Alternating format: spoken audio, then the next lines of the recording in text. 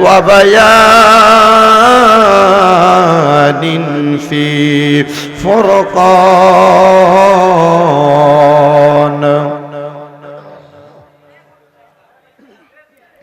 وحده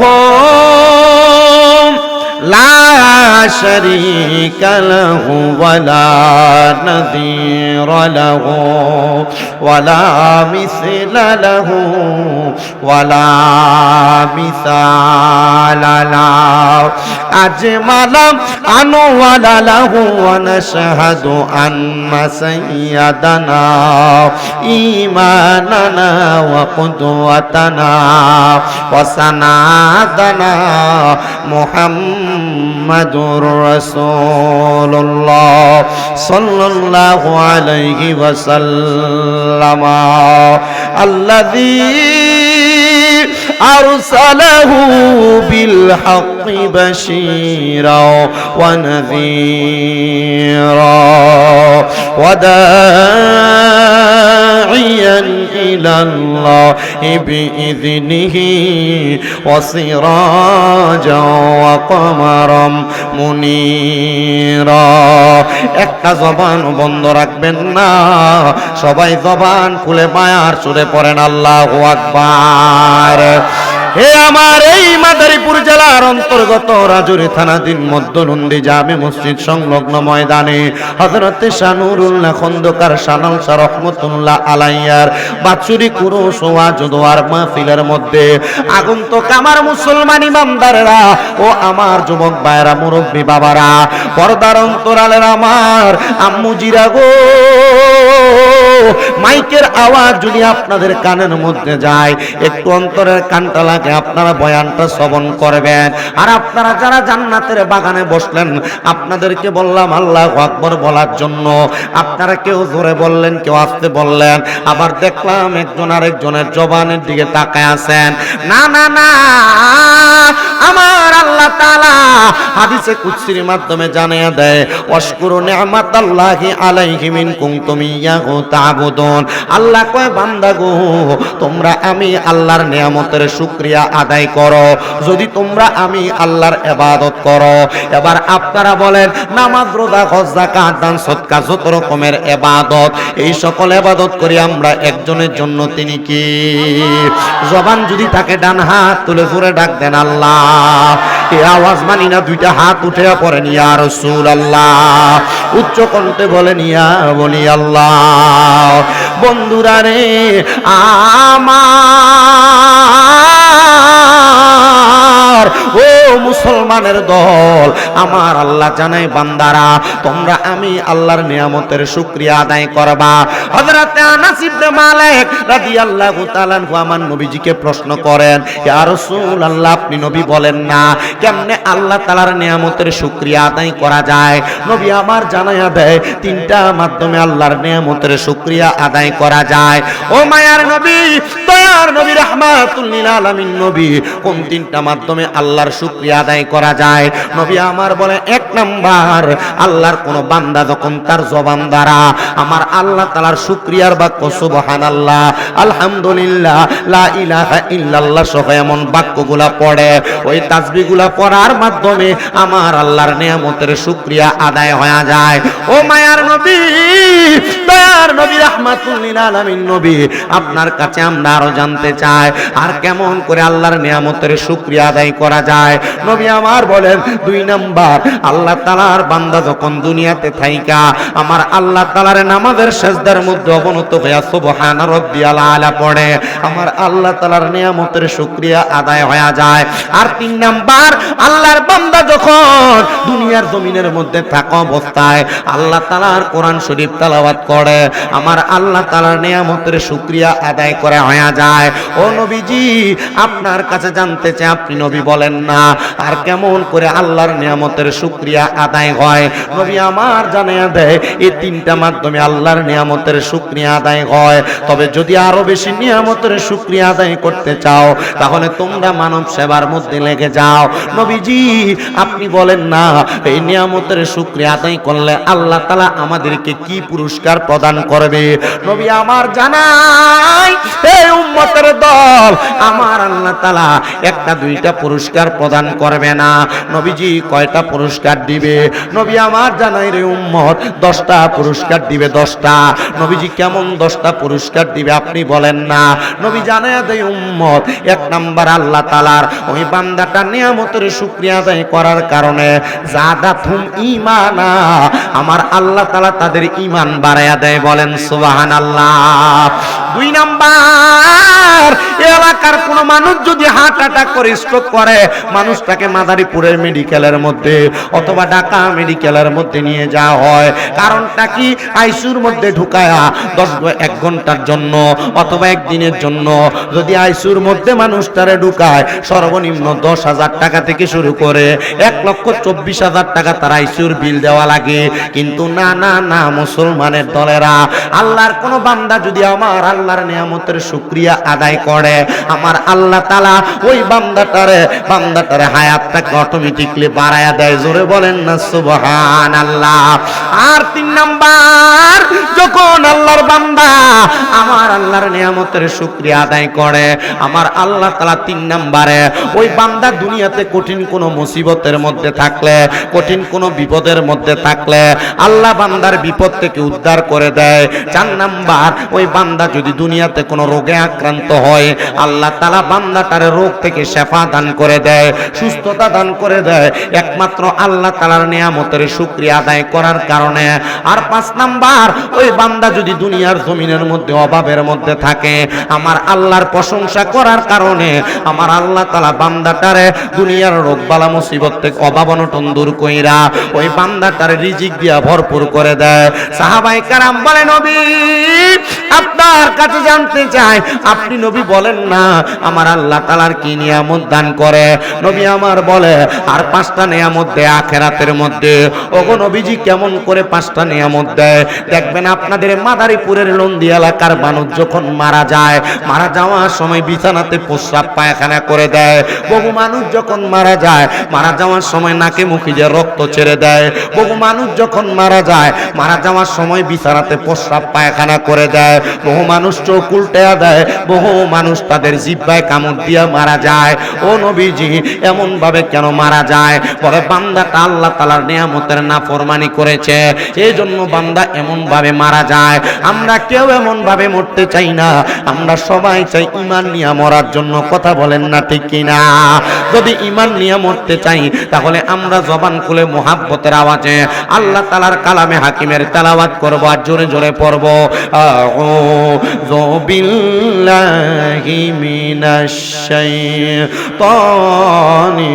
রাজিম বিসমিল্লাহির রাহমানির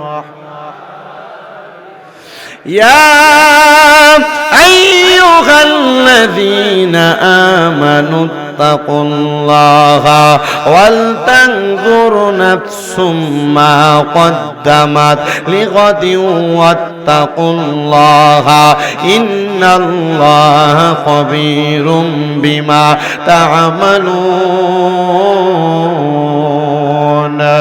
ولا تكونوا كالذين نسوا الله فأنساهم أنفسهم أولئك هم الفاسقون وقال في حديث الشريف عن أنس بن مالك رضي الله تعالى عنه قال سمعت رسول الله صلى الله عليه وسلم إن من أشرط الساعات أن يرفع العلم ويكثر الزال ويكثر الزنا ويكثر شرب الخمر ويقل الرجال ويكثر النساء حتى يكون ل50 امرأة القيم الواحد متفق عليه أو كما قال عليه الصلاة والسلام. وقال في حديث الشريف عن أنس بن مالك رضي الله تعالى عنه قال سمعت رسول الله صلى الله عليه وسلم ألا أنبئكم بخياركم قالوا بلى يا رسول الله قال خياركم الذين إذا ذكر الله عز وجل رواه ابن ماجه أو كما قال عليه الصلاة والسلام. وقال في شان حبيبه ومحبوبه ومعشوقه مخبرا وآمرا إن الله وملائكته يصلون على النبي يا أيها الذين آمنوا صلوا عليه وسلموا تسليما اللهم صل على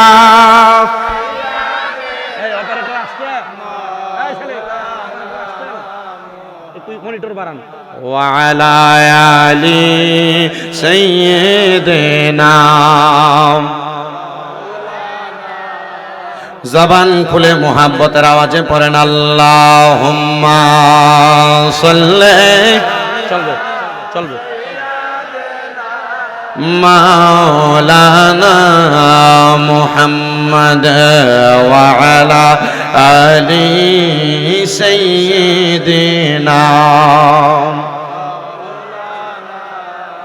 तेरे नस्ले पाक में है बच्चा बच्चा नूर का तू है आईने नूर तेरा सब घराना नूर का अल्लाहुम्मा सल्ली মোহাব্বত নিয়ে পড়েন ইমান তাজা হবে। হাসাহাসি করা যাবে না, কে মস্কারি করে আর কে কি করে আমি কথাই দেখলে বুঝি। ওয়ালা আলি সাইয়্যিদিনা আমি জানতে চাই আমার লুঙ্গি এলাকার বাবা আপনারা বলেন আমার নবীজির উপরে দুরূদ শরীফ আদায় করলে খুশি হয় একজন, তিনি কে? মোহাব্বতের আওয়াজে বলেন না তিনি কে?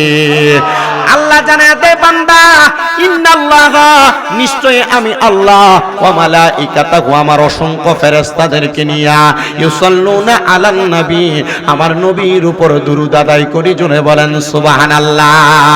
হে প্রিয় মুসলমান আপনারা আমার একটা কথার জবাব দিবেন রে বাবারা, আমরা যে দুনিয়াতে নামাজ আদায় করি এটা কার ইবাদত?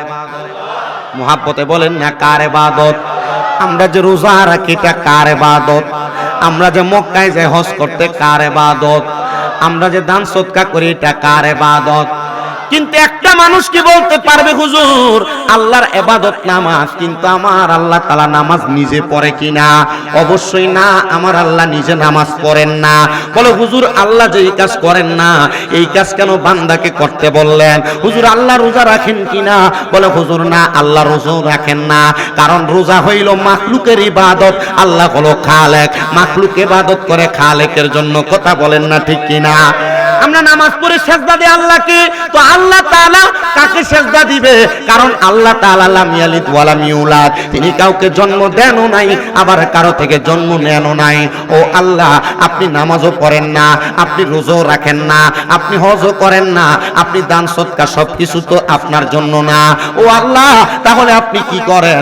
আমার আল্লাহ তাআলা জবাব দেয় বান্দা ইন্নাল্লাহা নিশ্চয় আমি আল্লাহ ওয়া মালাইকাতাহু আমার অসংখ্য ফেরেশতাদের কে নিয়া ইউসাল্লুনা আলান নবী আমার নবীর উপর দুরূদ আদায় করি। জবান খুলে জোরে বলেন না সুবহানাল্লাহ। এ লুঙ্গি এলাকার বাবা, এ জ্ঞানী গুণী মুসলমান, আমার কথাগুলা বোঝার চেষ্টা করবেন। এবার আল্লাহ তাআলা নিজে নবীর উপরে ফেরেশতাদেরকে নিয়ে দুরূদ আদায় করে। আল্লাহ, তাহলে আপনি কেন খোদা হইয়া মাখলুকের ইবাদত করেন? বলে না না না, এটা মাখলুকের জন্য ইবাদত না, এটা হলো আমার বন্ধুর প্রতি আমি বন্ধুর মুহাব্বত। ও আল্লাহ, তাহলে আপনি যে করেন আমরা কি করব? আল্লাহ এবার বলেন ইয়া আইয়ুহাল্লাযীনা আমানু, আল্লাহ বলেন হে ঈমানদারেরা, জোরে বলেন না মারহাবা। আল্লাহ কাদেরকে ডাক দিলেন? আসতে বলে, জোরে বলেন না, কাদেরকে ডাক দিলেন? আল্লাহ বলেন ইয়া আইয়ুহাল্লাযীনা আমানু, হে ঈমানদারেরা, সাল্লু আলাইহি, তোমরা ওই নবীর উপর দুরূদ আদায় করো। এত আসতে বললেন, একটু জোরে সুবহানাল্লাহ পড়ুন। আমি যে কষ্ট করে কুমিল্লা থেকে এখানে আসছি, আমার কষ্ট হয় নাই? আপনারা যখন আমাকে ফিডব্যাক আওয়াজ দিবেন তখন আমার ওয়াজ সুন্দর হবে। আমি জানি না আপনাদের এলাকার মানুষ আপনারা কি ওয়াজ শোনে, তবে আমাকে বলছে যে হুজুর এই ওয়াজগুলা করলে আমার এলাকার জন্য ভালো হবে।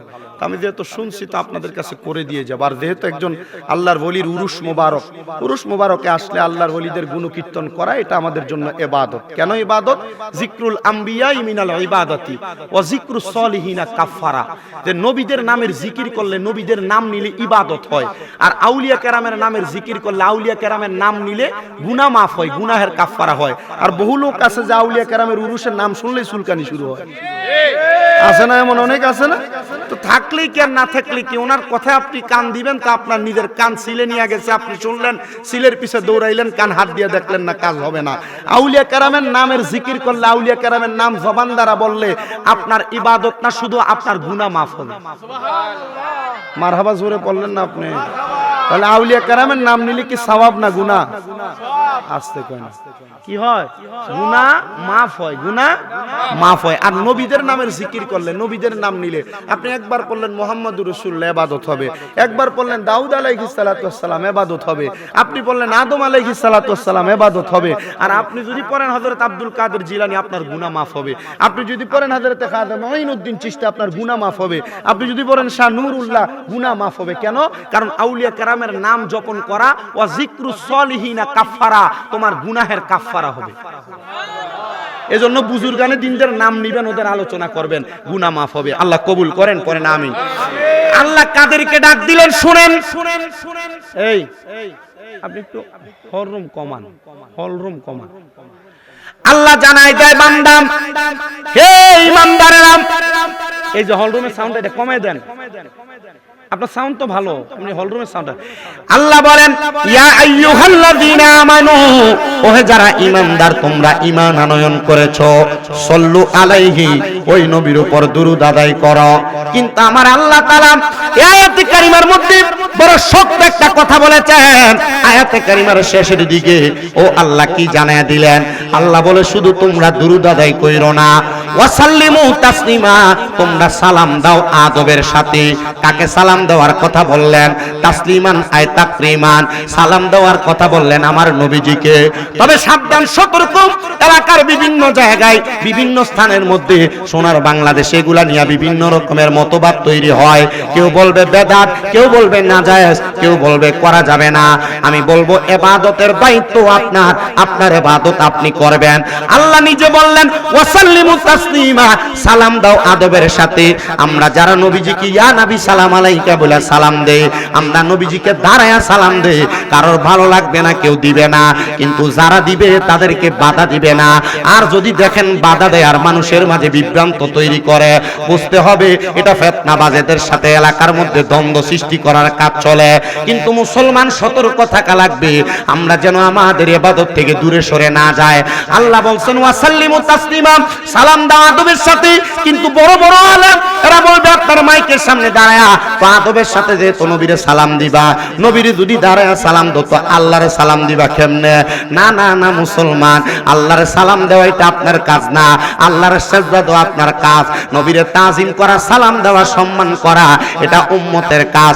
ভালো লাগলে করবেন, না লাগলে এটা আপনার বিষয়। এটাকে আমরা ফরজ বলি না, ওয়াজিব বলি না, সুন্নত বলি না, এটা মুস্তাহাব মুস্তাহসান ইবাদত। তবে দ্বন্দ্ব করা যাবে না, মারামারি করা যাবে না। এই ইবাদত করলে সওয়াব পাবেন, সওয়াব পাবেন, নবীর মুহাব্বত তৈরি হবে।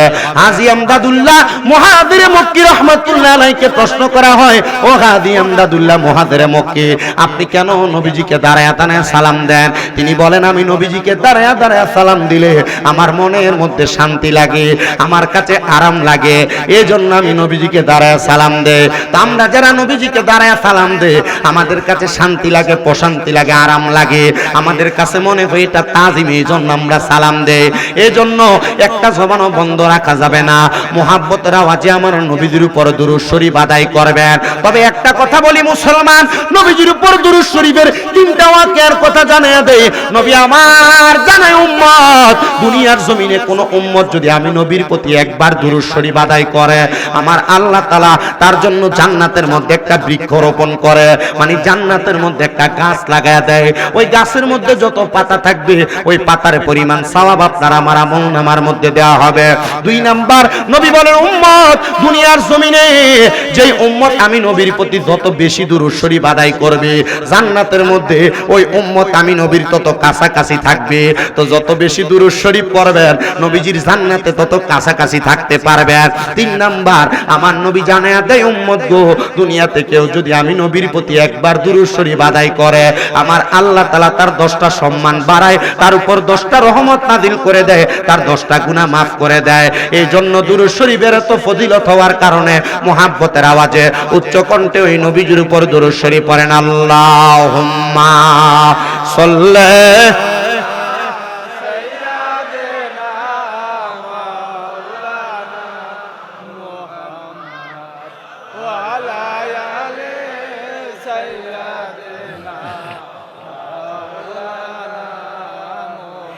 নবীজি আপনার ভালোবাসায় জীবনের গুনাহ ঝরে যায়।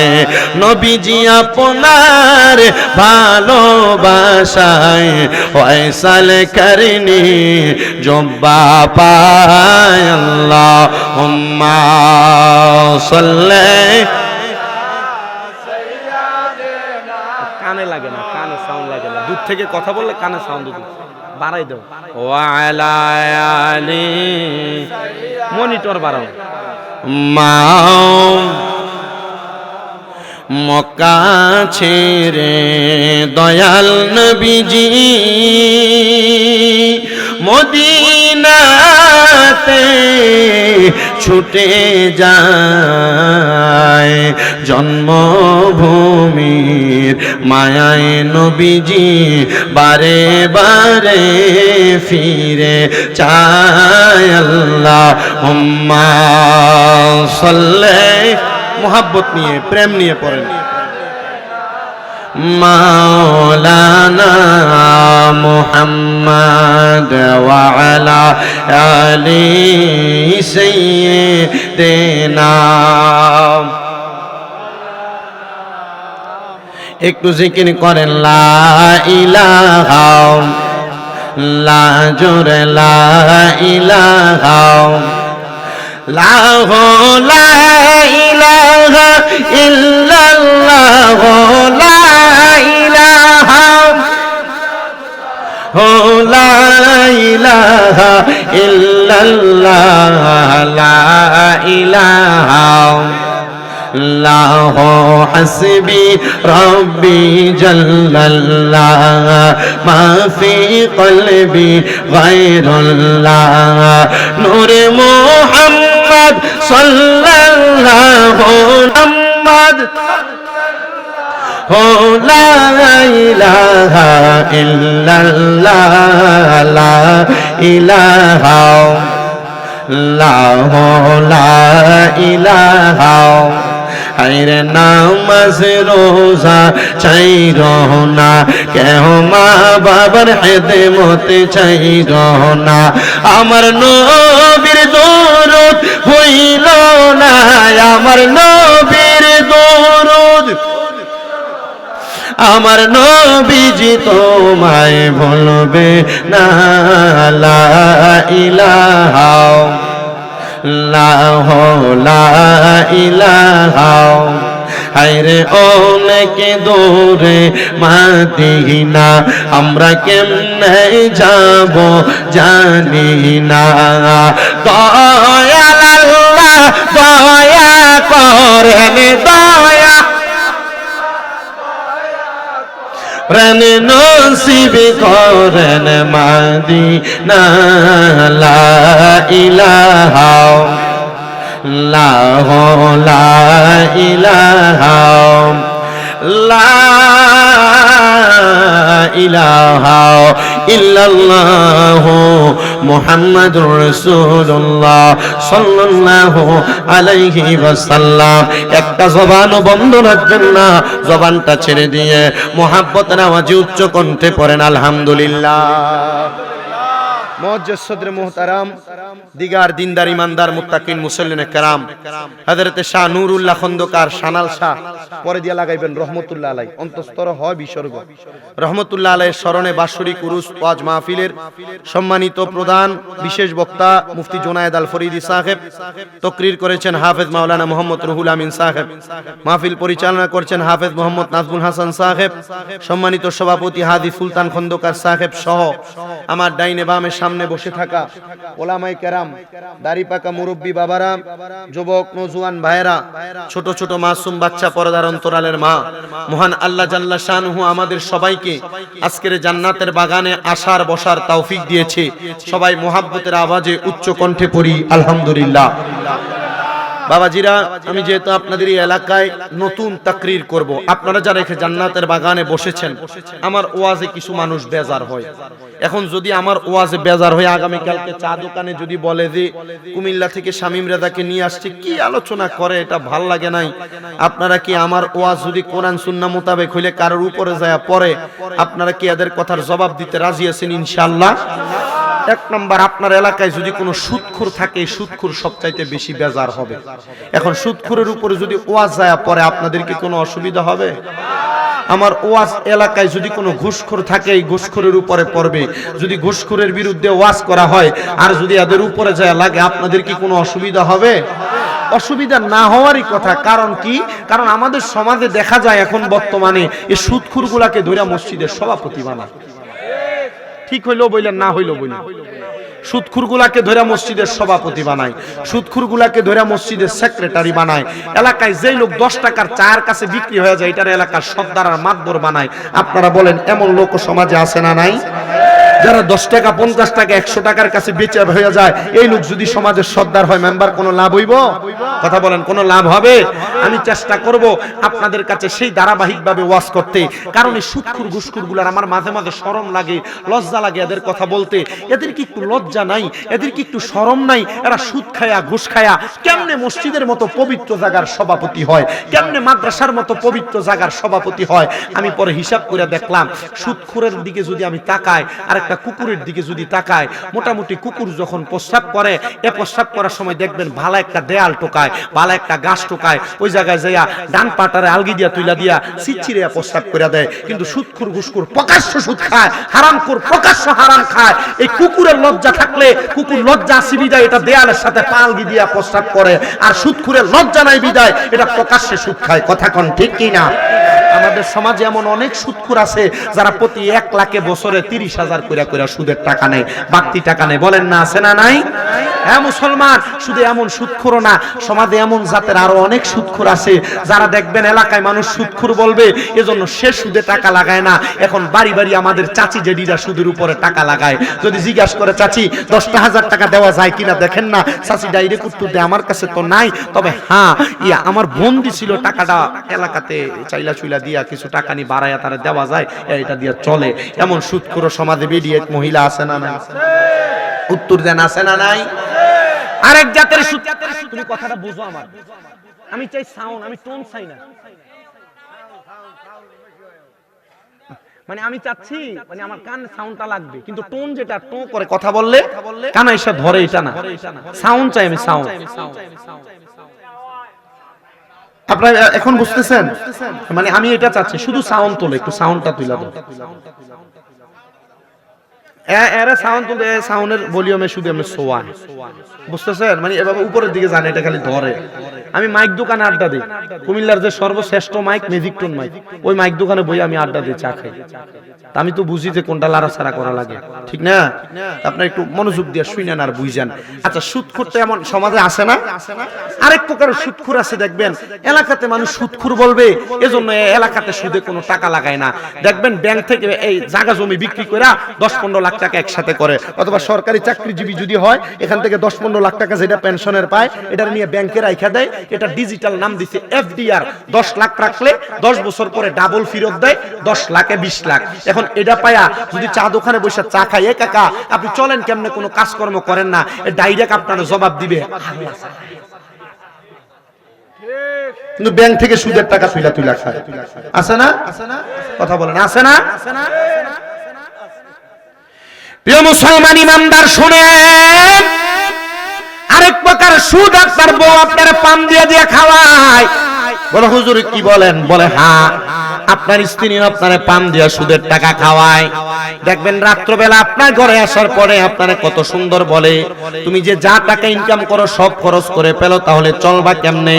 আমাদের সন্তানের একটা ভবিষ্যৎ আছে, আসো আমরা ব্যাংকে একটা ডিপিএস করি, মাসে মাসে 500-1000 করে জমা রাখি। এই 500-1000 করে 3.5 লাখ টাকা জমা হইলে এটারে 2-3 মাস পরে এটারে ডাবল করে ফেরত দিবে। এমন ডিপিএস এর নামে সুদের টাকা খায় সমাজে এমন বহু মানুষ আছে। কথা বলেন না, ঠিক না বেঠি? এ মুসলমানের দলেরা, আপনারা কিন্তু ঠিক একটু আসতে বলতেছেন। অনেকে চিন্তা করে হুজুর যদি ঠিকের কথা জোরে বলি বিপদে পড়া গেলে 10,000 টাকা লাগলে 50,000 টাকা লাগলে চাইবো কার কাছে? চাইতে গেলেই তো বলবি তুই তো মাহফিলে পয়সা ঠিক ঠিক করেছ। না না না, এমন হারাম টাকা দিয়ে আপনি আপনার ভবিষ্যৎ বানাইবেন, ওদা কি কসম করে বলি আপনার ভবিষ্যৎ অন্ধকার হয়ে যাবে। এ আমার এই লন্ডি গ্রামের আমার মুসলমানেরা, যে আল্লাহর ওলির একটা উরুস মোবারকের মাহফিলের মধ্যে তোমরা এসেছ, আমি তোমাদেরকে তাতে এমন হারাম খাবার বর্জন করার কথা বারবার বলি।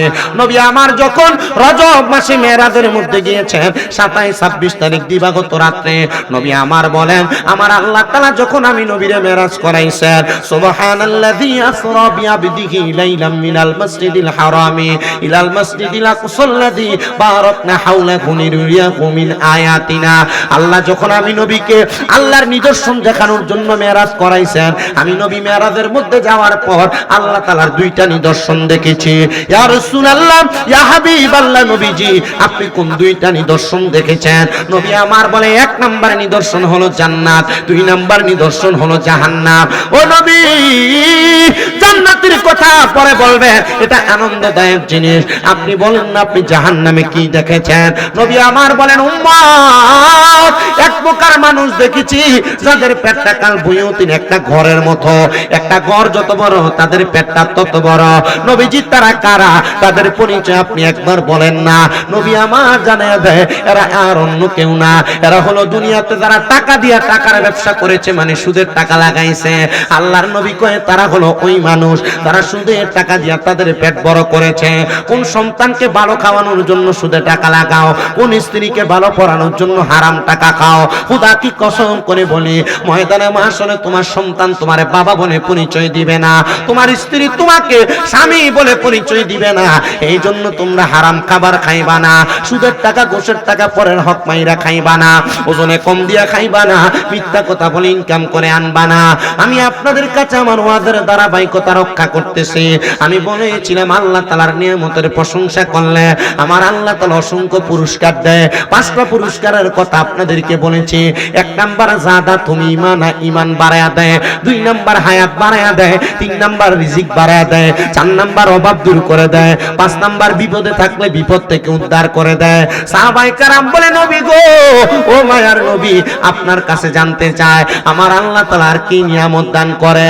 নবী আমার বলে 6 নাম্বার আমার আল্লাহ তাআলা বান্দাটার ঈমানের সাথে মরণ দান করে।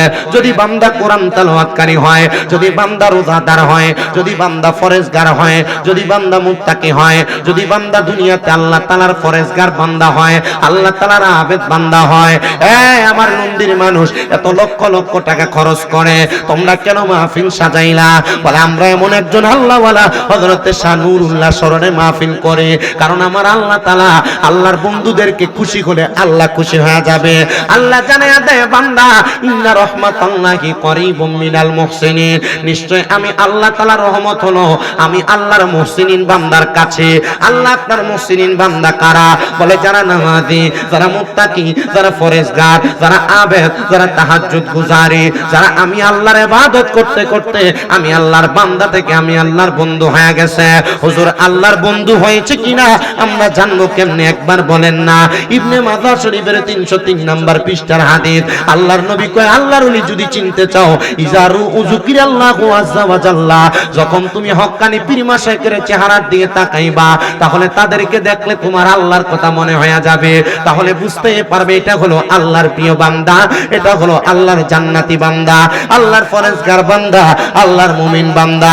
এবার আপনারা বলেন আমরা সবাই আল্লাহর মুমিন বান্দা হতে চাই কি চাই না? আওয়াজ আসতে চাই কি না? জোরে বলেন না, চাই কি না? যদি মুমিন বান্দা হতে চান আপনার চেহারার দিকে তাকাইলে আল্লাহর কথা মনে হবে কেমনে? আপনার দাড়ি তো ফোমশেপ করা। আমি ওয়াজের দিকে যাচ্ছি না, আমি ডাইরেক্ট কথা বলি, আমার কথাগুলো শোনেন। তবে আবার দেখেন না শামীম রেজার দিকে তাকায় বললেন না হুজুর আপনারও তো দাড়ি নেই, আপনিও কি ফোমশেপ করছেন? আমি ওয়াজের বয়স 10 বছর, যখন দাখিল পরীক্ষা দেই, দাখিল পরীক্ষা দেওয়ার সময় থেকে ওয়াজ করি। 17, 18, 19, 20, 21, 22, 23, 24, 25, 26 সাল চলে, 10 বছর। এই 10 বছরে ওয়াজ যে করি আমার দাড়ি এখন আজকে 2 বছর একটু একটু দেখা যায়। আমাদের বংশীয় দাড়ি হয় কম, আমার আব্বারও দাড়ি অল্প কয়েকটা, তো দাড়ি আবার মাঝে মাঝে এভাবে দাড়ি যখন আদর করে হাতাই দেখি 2-1টা পড়ে যায়। আমি আল্লাহর কাছে কই যে আল্লাহ দাড়ি যাও 2-1টা দিলা, মানুষ আমি ওয়াজ করি, ওয়াজে আমি মনে করি যে ফোম শেপ করে কাইটা ফেলে। আপনারা শরম নিয়েন না, যারা দাড়ি নেই আপনারা রেখে দিবেন, আজকে নিয়ত করবেন, অসুবিধা নেই। লজ্জা নেওয়ার দরকার নেই, লজ্জা নেওয়ার দরকার আছে, পরে লজ্জা করলে তো হবে না। আল্লাহ কার কপালে কখন হেদায়েত দেয় এটা তো ঠিক নাই, কখন হেদায়েত পাওয়া যায় এটা আল্লাহ কবুল করলে। তা আমি মাঝে মাঝে বলি আল্লাহ আমি যে দাড়ি রাখি না, যখন আমার দাড়ি ছিল না তখন মানুষ আমার ওয়াজের নিচে লিখতো ভণ্ড, আমার ওয়াজের নিচে লিখতো দাড়ি ফোম শেপ করে ওয়াজ করে, এটা আবার কেমন বক্তা? ও দাড়ি নাই এটা আবার কেমন বক্তা? আমি চিন্তা করলাম আল্লাহ তুমি আমার এইভাবে শরম দিবা, আমি তোমার কোরআনের কথা বলি, নবীজি আপনার ইজ্জত শান ও মান আজমতের কথা বলি, মানুষ আমার এই কথাগুলা বলে, আমার কাছে শরম লাগে, লজ্জা লাগে, তা আমার দাড়ি কি হবে না? পরে আমাকে আমার এক উস্তাদ বলছে যদি কখনো কোনো বুজুর্গর দেখা পাও, দেখা পাইলে ওনার হাতটা তোমার গাল লাগায়ও, দেখবা তোমার দাড়ি উঠে যাবে। আমি আমার কুমিল্লার এক বুজুর্গের দেখা পায়া ওনার হাতটা বরকতওয়ালা হাতটা আমার গালে লাগাইছি, দেখলাম যে আস্তে আস্তে ডান দিক দিয়ে দাড়ি ওঠে, তো বাম দিক দিয়ে এই দিক দিয়ে আছে, এখান দিয়ে নাই। আমি চিন্তা করলাম ওই বুজুর্গের হাতটা আরেকবার যদি পাইতাম, এদিক দিয়ে লাগাইলে আল্লাহ যদি ওনার হাতের উসিলে আমার এখানে এই দাড়িগুলা উঠাইয়া দিত। মারহাবা পড়েন। আচ্ছা আল্লাহ চাইলে কি আল্লাহর বুজুর্গদের অবতাগু ইলাইহিল ওসিলা এই আয়াতের ভিত্তি করে আল্লাহর বুজুর্গের উসিলা আমারে দাড়ি দিতে পারে না? কথা বলে না, পারে কি না? আল্লাহর বুজুর্গ বান্দা যারা, নেককার বান্দা যারা, এদের দিকে তাকাইলে তুমি বুঝতে পারবে এরা আল্লাহর ওলি, এরা হক্কানি পীর মাশায়েখ। এদের চেহারার দিকে তাকাইলে তোমরা বুঝতে পারবা। এ মুসলমান ইমানদার, এ আমার এই মাদারীপুরের লুঙ্গি এলাকার বাবারা একটু গভীর মনোযোগ লাগায়া পয়েন্টটা শ্রবণ করো। আমি বলেছিলাম আল্লাহ তাআলা ঈমানের সাথে মরণ দান করবে। ঈমানের সাথে মরণ কোনটাকে বলে একটু অন্তরের কানটা লাগায়া শুনলে বুঝতে পারবা।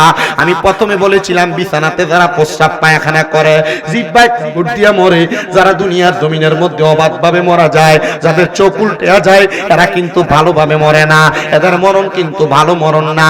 হুজুর এই মরণটা কেমন মরণ? বলে আজরাইলের কঠিন থাবা পায়া কষ্ট পাওয়ার মরণ। নবীজি ও নবী ঈমানের সাথে মরণটা কেমনে হবে গো? নবী আমার জানাই ঈমানের সাথে মরণটা হবে আজরাইল আলাইহিস সালাতু ওয়াস সালামকে আমার আল্লাহ একটা মুমিনের সামনে, একটা ঈমানদারের সামনে 4 বার পাঠাইয়া দিব, 4 বার। কিন্তু আজরাইল মুমিন বান্দার রূহ কবজ করতে পারবে না। কি বলেন হুজুর?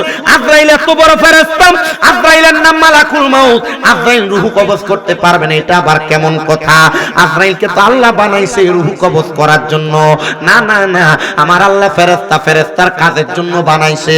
কিন্তু আমার আল্লাহ যখন মানুষ তৈয়ার করেন নাই, আদম বানায় নাই, আল্লাহ তাআলা আদম তৈয়ার করার জন্য আল্লাহ লামকানের মধ্যে থাইকা আল্লাহর ফেরেশতাদেরকে সামনে আইনা বলছে, ফেরেশতারা আমি আল্লাহ চাই আমার খলিফা নির্ধারণ করার জন্য।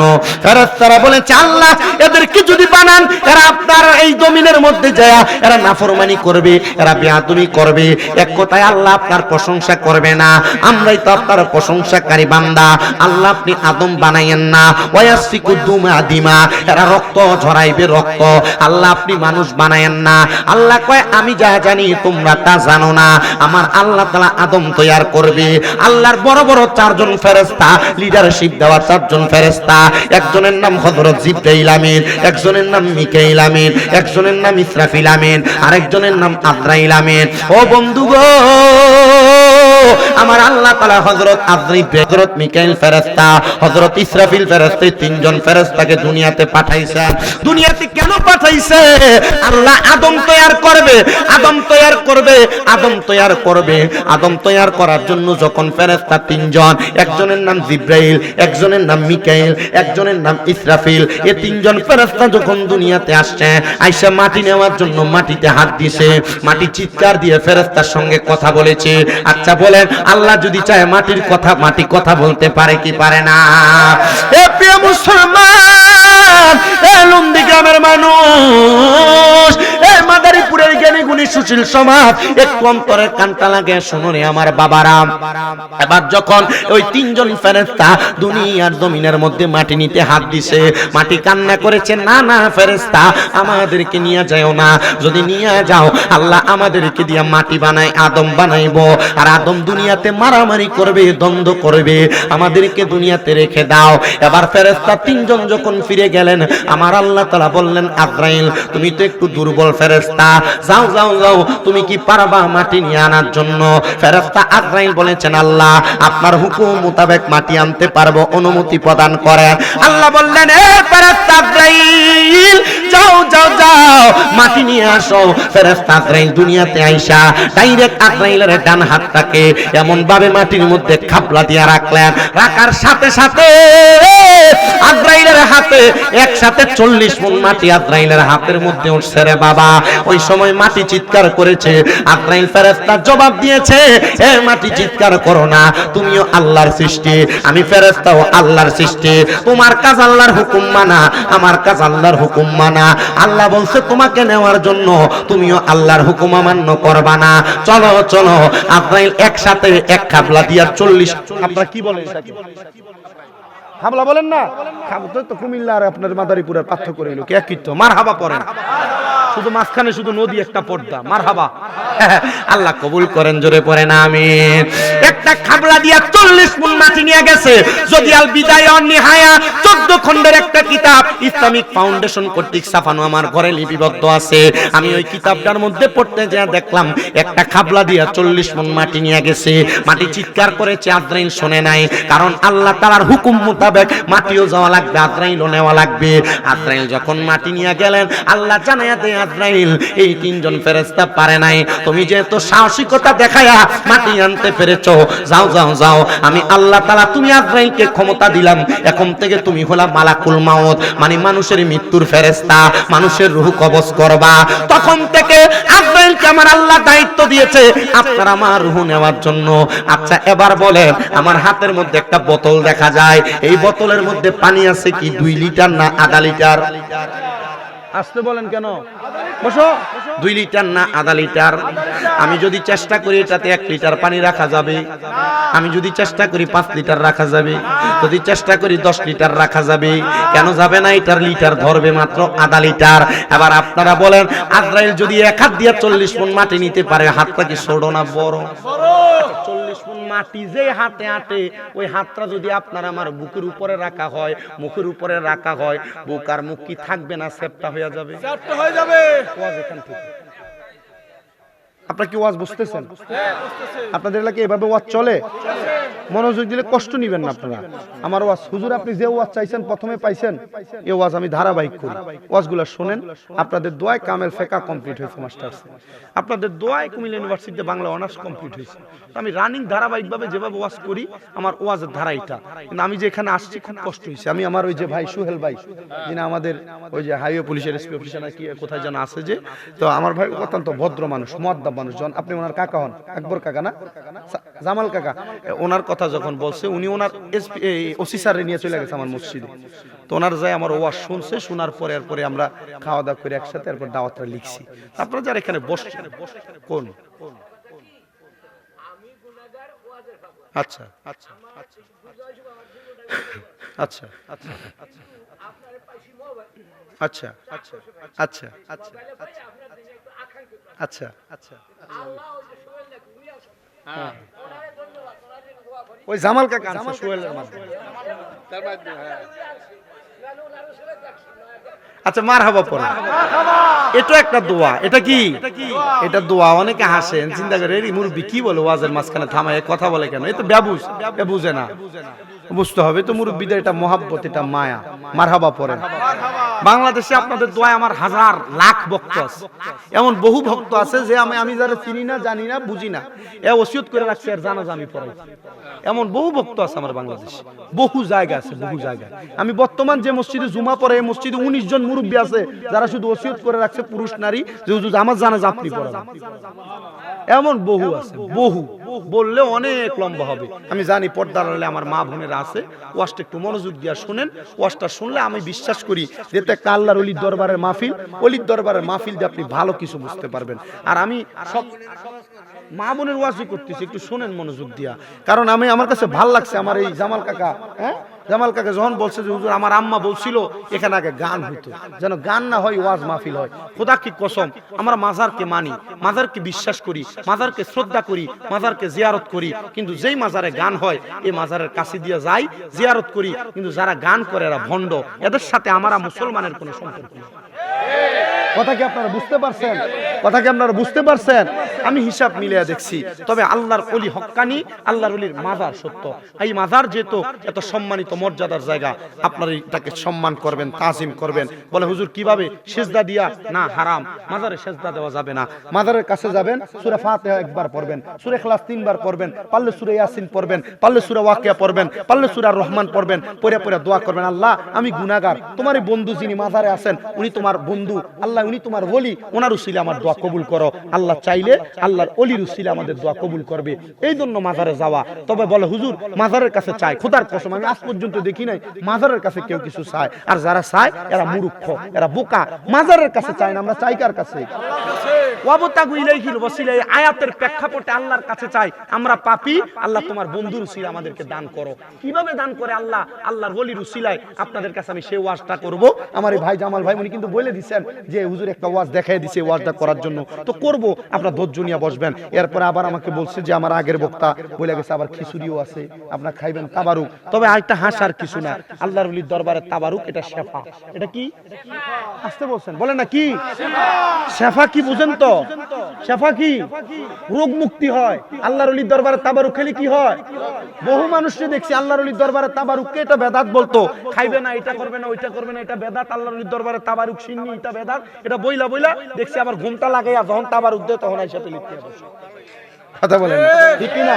আপনাদের এলাকায় কি হয় আমি জানি না, আমার কুমিল্লা ঢাকা শহরের ওই পূর্বাঞ্চলের ভিতরে এগুলা বেশি। এই বেদাত ফতুয়ার কারণে আমি আরো যদি বেদাতের সংজ্ঞা বলি আর প্রকার জিজ্ঞেস করি, এর পায়জামা গরম হয়ে যাবে। বেদাতের সংজ্ঞা বলতে পারবে, আপনারা ডাইরেক্ট বলবে যে বেদাতের সংজ্ঞা কি? আবার আল্লাহ রাসূলের যুগে যেটা ছিল না, নতুন সৃষ্টি, এটাই বেদাতের সংজ্ঞা। এরা জিজ্ঞেস করেন বেদাত কয় প্রকার, এ বলবে বেদাত 2 প্রকার, বেদাতে সাইয়ার হাসানা। এখন যদি এরা প্রশ্ন করি বেদাতে হাসানা কয় প্রকার, এর পায়জামা গরম। আমি বহুত বেদাতি, এমন বেদাত বেদাত বলা বক্তারা আমি ইস্তেদে ধরছি, বহুত বেটারে আমি নিচে ধরছি। আমি জিজ্ঞাসা করছি যে এটা এটা যে বলছেন আপনি কেন বলছেন?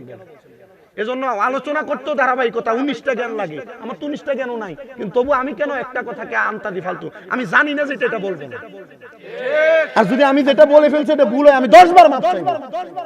কথা বলেন। কিন্তু আমি মানুষকে ভুল বুঝে এখান থেকে চলে যাবো, আর আপনি ভুল আমল করবেন, আপনার যা গুনাহ হবে আমার তা গুনাহ হবে।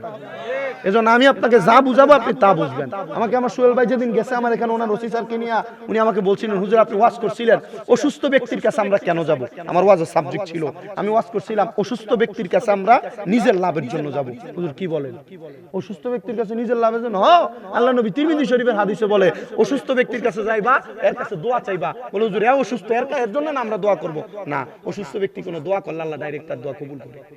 এজন্য তুমি অসুস্থ ব্যক্তির কাছে যা তার জন্য দোয়া চাইবা এবং নিজের জন্য দোয়া চাইবা। মারহাবা পড়েন।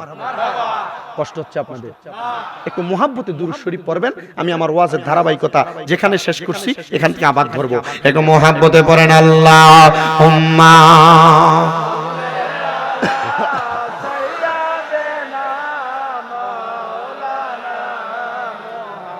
ওয়া আলা আলি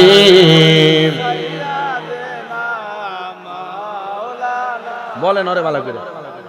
আল্লাহুম্মা সাল্লি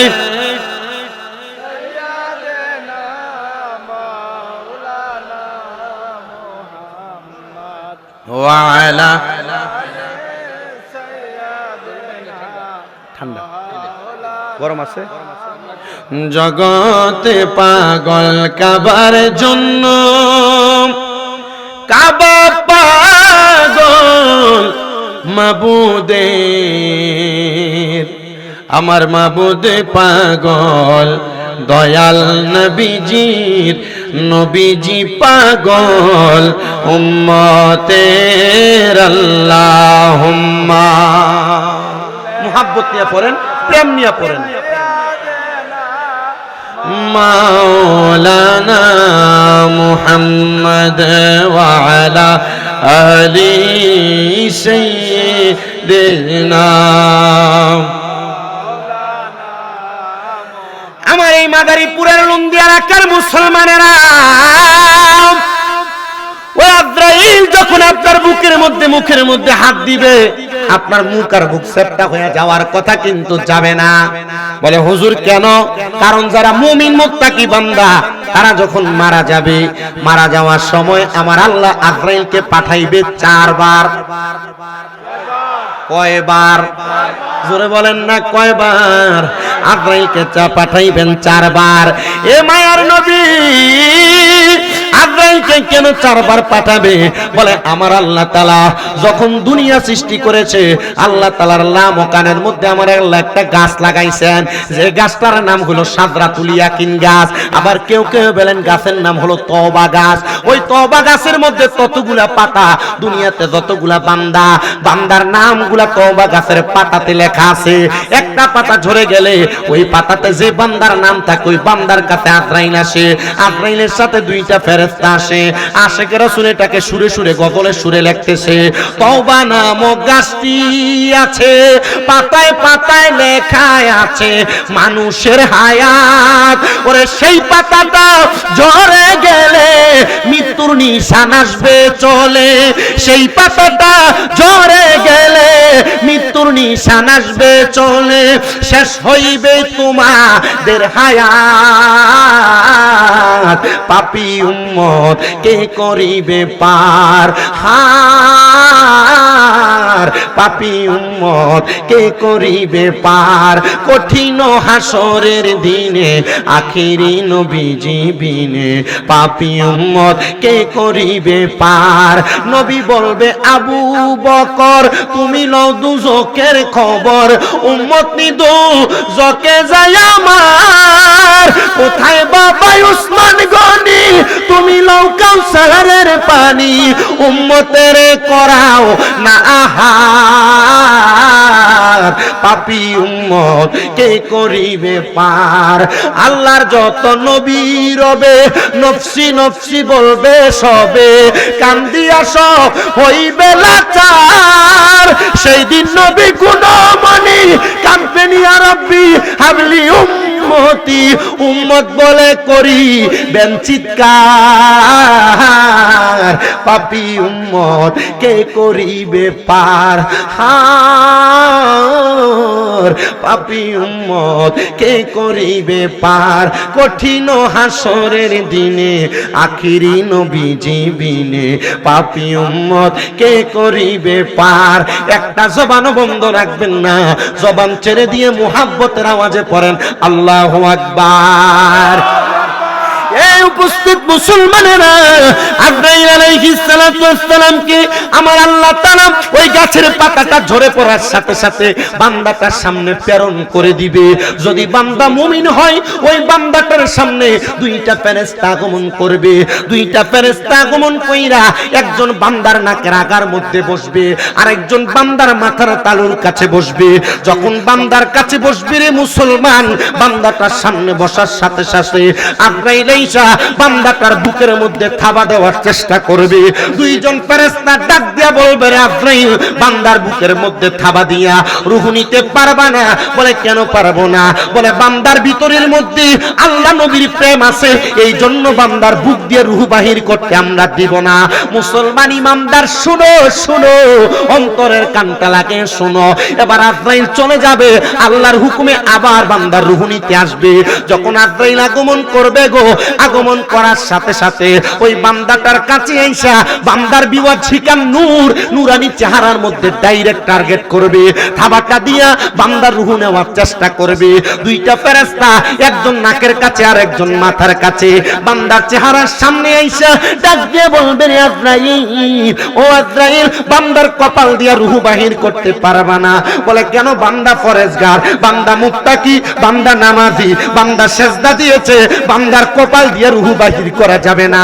এ বয়স্ক মুরব্বী বাবারা, এ পর্দার অন্তরালের মায়েরা, এ যুবক মায়েরা, চিন্তা করে দেখো, বহু সুন্দর সুন্দর মানুষ মারা যায়, মারা যাওয়ার সময় তাদের চেহারা সৌন্দর্য চলে যায়। যদি হাজার সাদাও হয়, হাজার সুন্দর হয়, এরা জিহ্বা কামড় দেয়, নাক মুখ গুলা কেমন হয়ে যায়।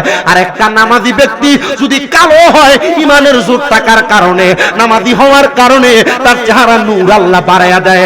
আপনারা বলেন মুসলমান, আমরা নুরানি চেহারাওয়ালা মরণ সবাই চাই কি চাই না? কারা কারা চাই? দুই হাত তুলে আমার আল্লাহকে দেখাই।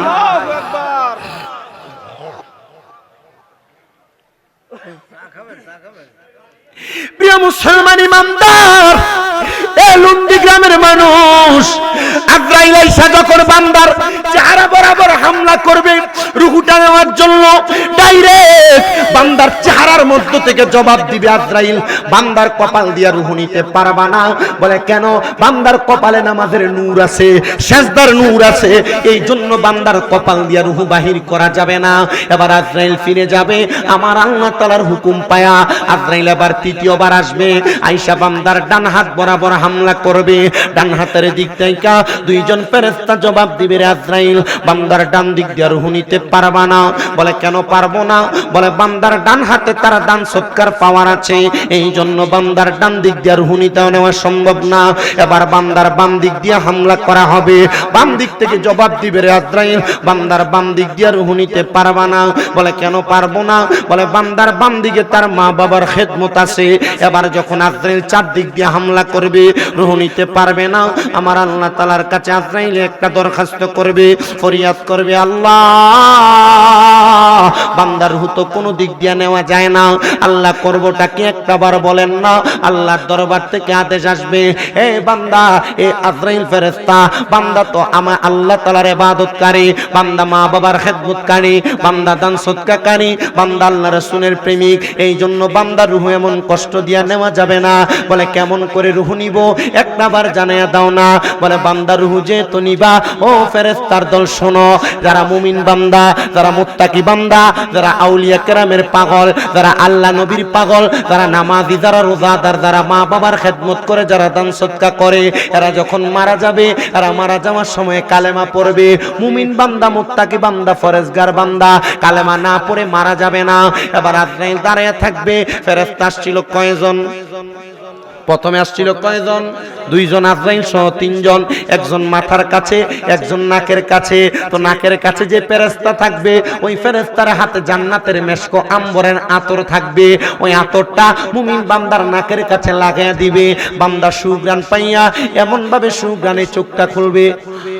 চোখটা যখন খুলবে, বান্দার সামনে জান্নাতি একটা আপেল ধরা হবে। কোন বর্ণনাকারী বলেন জান্নাতি তামার খেজুর ধরা হবে।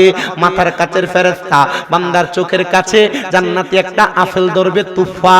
আপেলটা যখন ধরবে, বান্দা চোখটা খুইলা দেখবে জান্নাতি আপেলের মধ্যে লেখা কালিমা তাইয়্যিবা লা ইলাহা ইল্লাল্লাহু মুহাম্মাদুর রাসূলুল্লাহ। জান্নাতি আপেলে কালিমা তাইয়্যিবা লা ইলাহা ইল্লাল্লাহ মুহাম্মাদুর রাসূলুল্লাহ দেখা। আর বর্তমানে বহু ফিতনাবাজ মৌলবী আছে যারা বলে কালিমা তাইয়্যিবা একসাথে লেখা যাবে না, আলাদা লেখা লাগবে। আপনারা দেখেন না এগুলা?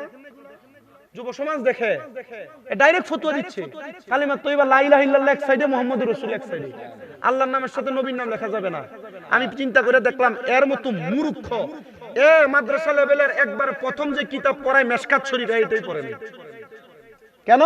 কারণ মেশকাতুল মাসাবির কিতাবুল ঈমান অধ্যায়ের ভিতরে লা ইলাহা ইল্লাল্লাহ মুহাম্মাদুর রাসূলুল্লাহ কয়েকবার লেখা। তা আল্লাহর নবীর প্রখ্যাত উলামায়ে কেরাম যিনারা হাদিসের কিতাব লিখছে, বর্তমানে এসব ফতোয়া দেয় লা ইলাহা ইল্লাল্লাহর সাথে মুহাম্মাদুর রাসূলুল্লাহ লেখা যাবে না, বলে এটা লেখলে শিরক হবে। আচ্ছা কোন তো একে আগের যুগের উলামায়ে কেরাম থেকে বড় আলেম হয়ে গেছে? জুতা দিয়ে পিটানো দরকার। আপনাদের কষ্ট হচ্ছে, অসুবিধা হচ্ছে? এর আপনার ঈমান সুর কিসুর বলেন না, কিসুর কিভাবে ঈমান সুর আপনি শুনেন? বলে হুজুর এত হুজুর, এর মাথায় টুপি দাড়ি পাগড়ি পাঞ্জাবি সব আছে, তো হুজুর এর হুজুর বলবো না? আপনি বড় হুজুর হয়েছেন, আপনি এত ছোট মানুষ, কামিল পরীক্ষা হয়েছে, তো এখন আর শুরু বলা যাবে না। আমাদের এলাকাতে স্বাভাবিক এক উদাহরণ দিচ্ছে, আপনারা শুনেন। দাড়ি টুপি পাঞ্জাবি পাগড়ি টুপি থাকলে কেন এটা হুজুর না? ঈমান সুর কিনা আগে দেখতে হবে। কয়দিন আগে দেখলাম তো এ দাড়ি টুপি পাঞ্জাবি সব ঠিক মসজিদে ইমামতি করে খ্রিস্টান। দেখেন না আপনারা? দেখেন না আপনারা? তো তার মানে দাড়ি টুপি পাঞ্জাবি পাগড়ি থাকলে এটাই হুজুর না? এটা কি না হুজুর? বুঝতে হলে এটাকে ভালো করে বাছাই নেবেন। আপনি বাজারে গরু কিনলো তো কাছে একটা বাড়ি দিয়ে দেখেন, তা আপনি ইমাম রাখবেন যে মসজিদে হুজুর রাখবেন যে এটারও বাড়ি দিয়ে দেখে নিন, এটা ঠিক আছে কিনা? বলে কথা বলে না। বাজারে গরু 1 লাখ 2 লাখ হলে পাওয়া যাবে, কিন্তু মসজিদের ইমাম যদি ইমান নিয়ে চুরি করে চলে যায়, যদি এটা ইমানদার না হয় আর খ্রিস্টান হয়, আপনার ইমান থাকবে? এক বেডির সুন্দরী এক নাতনি আছে। বেডি বুঝেন তো? মহিলা আর কি, মুরব্বী মানুষ, বুড়া মানুষ। তো বেটির যে সুন্দরী নাতনি আছে, এলাকার সব পোলাপানি নাতির লেগে পাগল। এখন এলাকার পোলাপানি নাতির কাছে যাবে কিভাবে? লাইন পায় না। লাইন যখন পায় না, একটা এলাকাতে দুষ্ট পোলাপান আছে না, এই দুষ্টটা যায় ডাক দিছে, দাদি তুমি তো মুরব্বী মানুষ, চলতে ফিরতে খুব কষ্ট হয়, আমি চাইছিলাম তোমার একটু খেদমত করতে, তুমি কি তোমার খেদমত আমার রাখবা? বেটি কয় যে আমার তো কোনো টাকা পয়সা নাই, তোরে বেতন দিব কিভাবে, তোরে আমি রাখতে পারবো না। কইছে যে দাদি আমার বেতন লাগবো না, তুমি আমার একটু দোয়া করে দিলে চলবে। বেটি কয় যাক, যে তো দোয়া করলেই চলবে, একজন খেদমত করার লোক পাইছি। আচ্ছা তো তোমার যে আমি এই খেদমত করবা, আমার যে দরকার লাগলে আমি তোমার ডাক দিব, তো তোমার নামটা কি বলো? কইছে দাদি এইটাই তো পেস, আমার নামটা তোমার কেমনে বলি? আরে বেটা বলো, নাম না বললে আমি তোমার ডাক দেবো কি বইলা? এর শর্মায় আর কইতেছে দাদি আমার নাম হইল নাতিন জামাই। এর নাম কি? কি বলতেছে দাদি আমার নাম নাতিন জামাই। তো বেটির যদি পানি লাগে, নাতিন জামাই একটু পানি নিয়ে আহ, পানি নিয়ে আহ। বেটির যদি খানা লাগে, নাতিন জামাই একটু খানা নিয়ে আহ, খানা নিয়ে আসে। 2 সপ্তাহ ওই মহিলার খেদমত করছে। খেদমত করার পর 2 সপ্তাহ পরে ওই যে বেটির নাতিন সুন্দরী, এই নাতিনের হাতটা দেন না একটু, আপনার হাতটা দেন না, ওইভাবে পর্দার তলে রেখে দিচ্ছে মহিলা মানুষ। ভাই করে কি গরম, জোয়ান পোলাপানের মতো।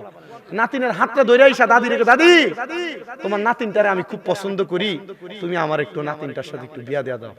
আরে ফোনটার দল, তুই মনে করছো যে 2 সপ্তাহ খেদমত করে আমার নাতিনকে ফড়াই লাইছস, তুই আমার নাতিনকে তো বিয়া করলে আমার নাতিনের জীবন তো শেষ করে দিবি, তোর কাছে বিয়া দিতাম। কি করতাম না? তোর কাছে বিয়া দিতাম।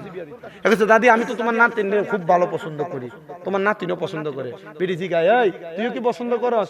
হ দাদি। না যা, তোর কাছে তোরা এর কাছে বিয়া দিতাম না, আরো ভালো বেটার কাছে বিয়া দিমু। কয় দাদি বিয়া যদি না দাও তাইলে আমি ফলাইয়া যাবো গা। বুড়া মানুষ তো দৌড়ে পারতো না, এ নাতিন লয়ে দিছে দৌড়। আর দাদি জোরে জোরে রাখছে, এলাকার মানুষ কে কোথায় আছো? আমার নাতিন লয়ে, আমার নাতিন জামাই ভাগ্য জায়গা ধরো। এলাকার মানুষ ধরে, এই বেটি ধরে, বেটি তোর নাতিন জামাই লইয়া নাতিন বেগে দিত না, তো তোর লইয়া যাইতো নি। ফুলার নাম কি? লয়ে গেছে কারে? তো নাতিনটা যদি লয়ে যায় তাহলে বেটা তো ভালো কামই করছে। তা আমরা সমাজে দাড়ি টুপি পাঞ্জাবি পাগড়ি লাগায়া এই নাতিন জামাই নামক ইমান সুরগুলা আপনার ইমান নিয়ে চলে যাবেন, টেরও পাবেন না। সোশ্যাল মিডিয়া ফেসবুকে যুবকদের ইমান হরণ করবে, বলবে লা ইলাহা ইল্লাল্লাহর সাথে মুহাম্মাদুর রাসূলুল্লাহ লেখা যাবে না, এটা ইমান সুর, এটা তোমার ইমান নিয়ে পলায়ন করবে। ডান হাত তুলে বলেন ঠিক না বেঠে? সামনে রমজান মাস আসতেছে, আপনারা কত সুন্দর বলবে ইয়া তারাবি 20 টাকা পড়ো না 8 টাকা পড়ো, কথা বলেন না, বলে কি না? এটা ইমান সুর। মানুষ এমনি নামাজ পড়ে না, মানুষ এমনি নামাজ পড়ে না। বলে হুজুর তো মক্কা মদিনায় যে পড়ে, এ মক্কা মদিনার দলিল তো মক্কা মদিনা সিনেমা হইছে সৌদি আরব রিয়াদে, তুইও বানা, কথা বলে না। বলে হুজুর তো 20 টাকার তারাবির দলিল দিব কিভাবে? দলিল তো বড় সুন্দর। হযরত ওমর ইবনে খাত্তাব রাদিয়াল্লাহু তাআলা আনহু একদিন রাত্র বেলা বের হইছেন রমজান মাস। হযরত কাব রাদিয়াল্লাহু তাআলা আনহু মসজিদে নববীতে গেছেন, যা দেখতেছেন নবীজির ইন্তেকাল শরীফের পরে যা দেখতেছেন অনেক সাহাবায়ে কেরাম কেউ একা একা তারাবি পড়তেছে, কেউ দুইজন তিনজন একসাথে পড়তেছে, কেউ একজন তারাবি পড়তেছে তার সাথে পিছনে দুইজন তার পিছনে ইমামতি করতে নামাজ পড়তেছে। হযরত ওমর রাদিয়াল্লাহু তাআলা আনহুর কাছে এটা অপছন্দ হয়েছে, উনি সবাইকে ডাক দিলেন, ডাক দিয়ে সামনে নিয়ে সবাইকে বললেন তোমরা জামাতে একসাথে নামাজ পড়ো 20 রাকাত। কয় রাকাত? জোরে বলেন না। সবাই নামাজ পড়ছেন। পরের দিন হযরত ওমর ইবনে খাত্তাবের সাথে ওই কাব রাদিয়াল্লাহু তাআলা আনহু আসছেন, আয়েশা দেখেন ওই সাহাবী দাঁড়ান, ওরা সবাই একসাথে নামাজ পড়ে। হযরত ওমর রাদিয়াল্লাহু তাআলা আনহু বলছেন আহ কি সুন্দর, এমন আমলই তো আমি চাইছিলাম।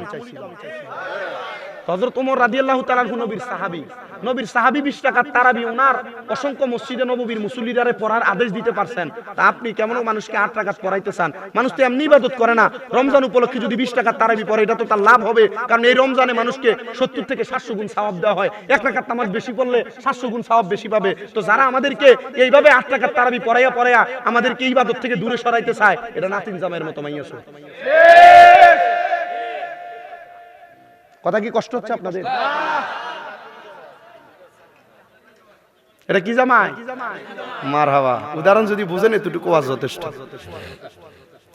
প্রিয় মুসলমানেরা সময় অনেক লম্বা হয়ে গেছে, আমি যদি আর কিছুক্ষণ ওয়াজ করি আপনারা শুনবেন। আমি কিন্তু জানি না কি ওয়াজ আপনারা শুনবেন। আমাকে বলছে যে ওই হুজুর 12 বছর আগে ইলিয়াসুর রহমান জিয়াদি সাহেব ওয়াজ করে গেছিল যে এরপরে আর ওয়াজ আর সুন্দর হয় নাই, কোন রকম হইছে আর কি। তো ওয়াজ তো করে বক্তারা করুক না, যে যার মতো করে। আমি যেটা করি এটাও শোনেন, এটার উপরে কথাগুলো শুনলে আপনার লাভ হবে, আল্লাহ কবুল করেন।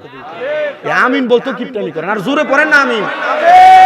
প্রিয় মুসলমানেরা শুনো, মুমিন বান্দার রূহ 4 জায়গা দিয়া নিতে পারবে না। এবার আল্লাহ তাআলার হুকুম পায়া মুমিন বান্দার সামনে আদ্রাইল দাঁড়াবে, মুমিন বান্দা কালেমা পড়বে, কালেমা পড়ার সময় মুখ দিয়া যে বাতাসটা বের হবে, বাতাসের মাধ্যমে বান্দার রূহটা কবজ করা হবে। বান্দা কি টের পাবে না?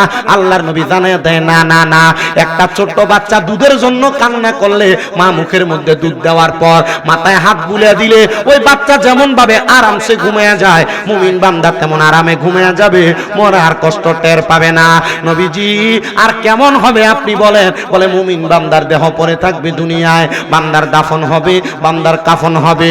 বান্দার রূহ নিয়ে যখন আজরাইল আলাইহিস সালাতু ওয়াস সালাম চলে যাবে গো, আজরাইল যখন চলে যাবে, যাওয়ার সময় আজরাইল আর বান্দার রূহের সঙ্গে কথা হবে।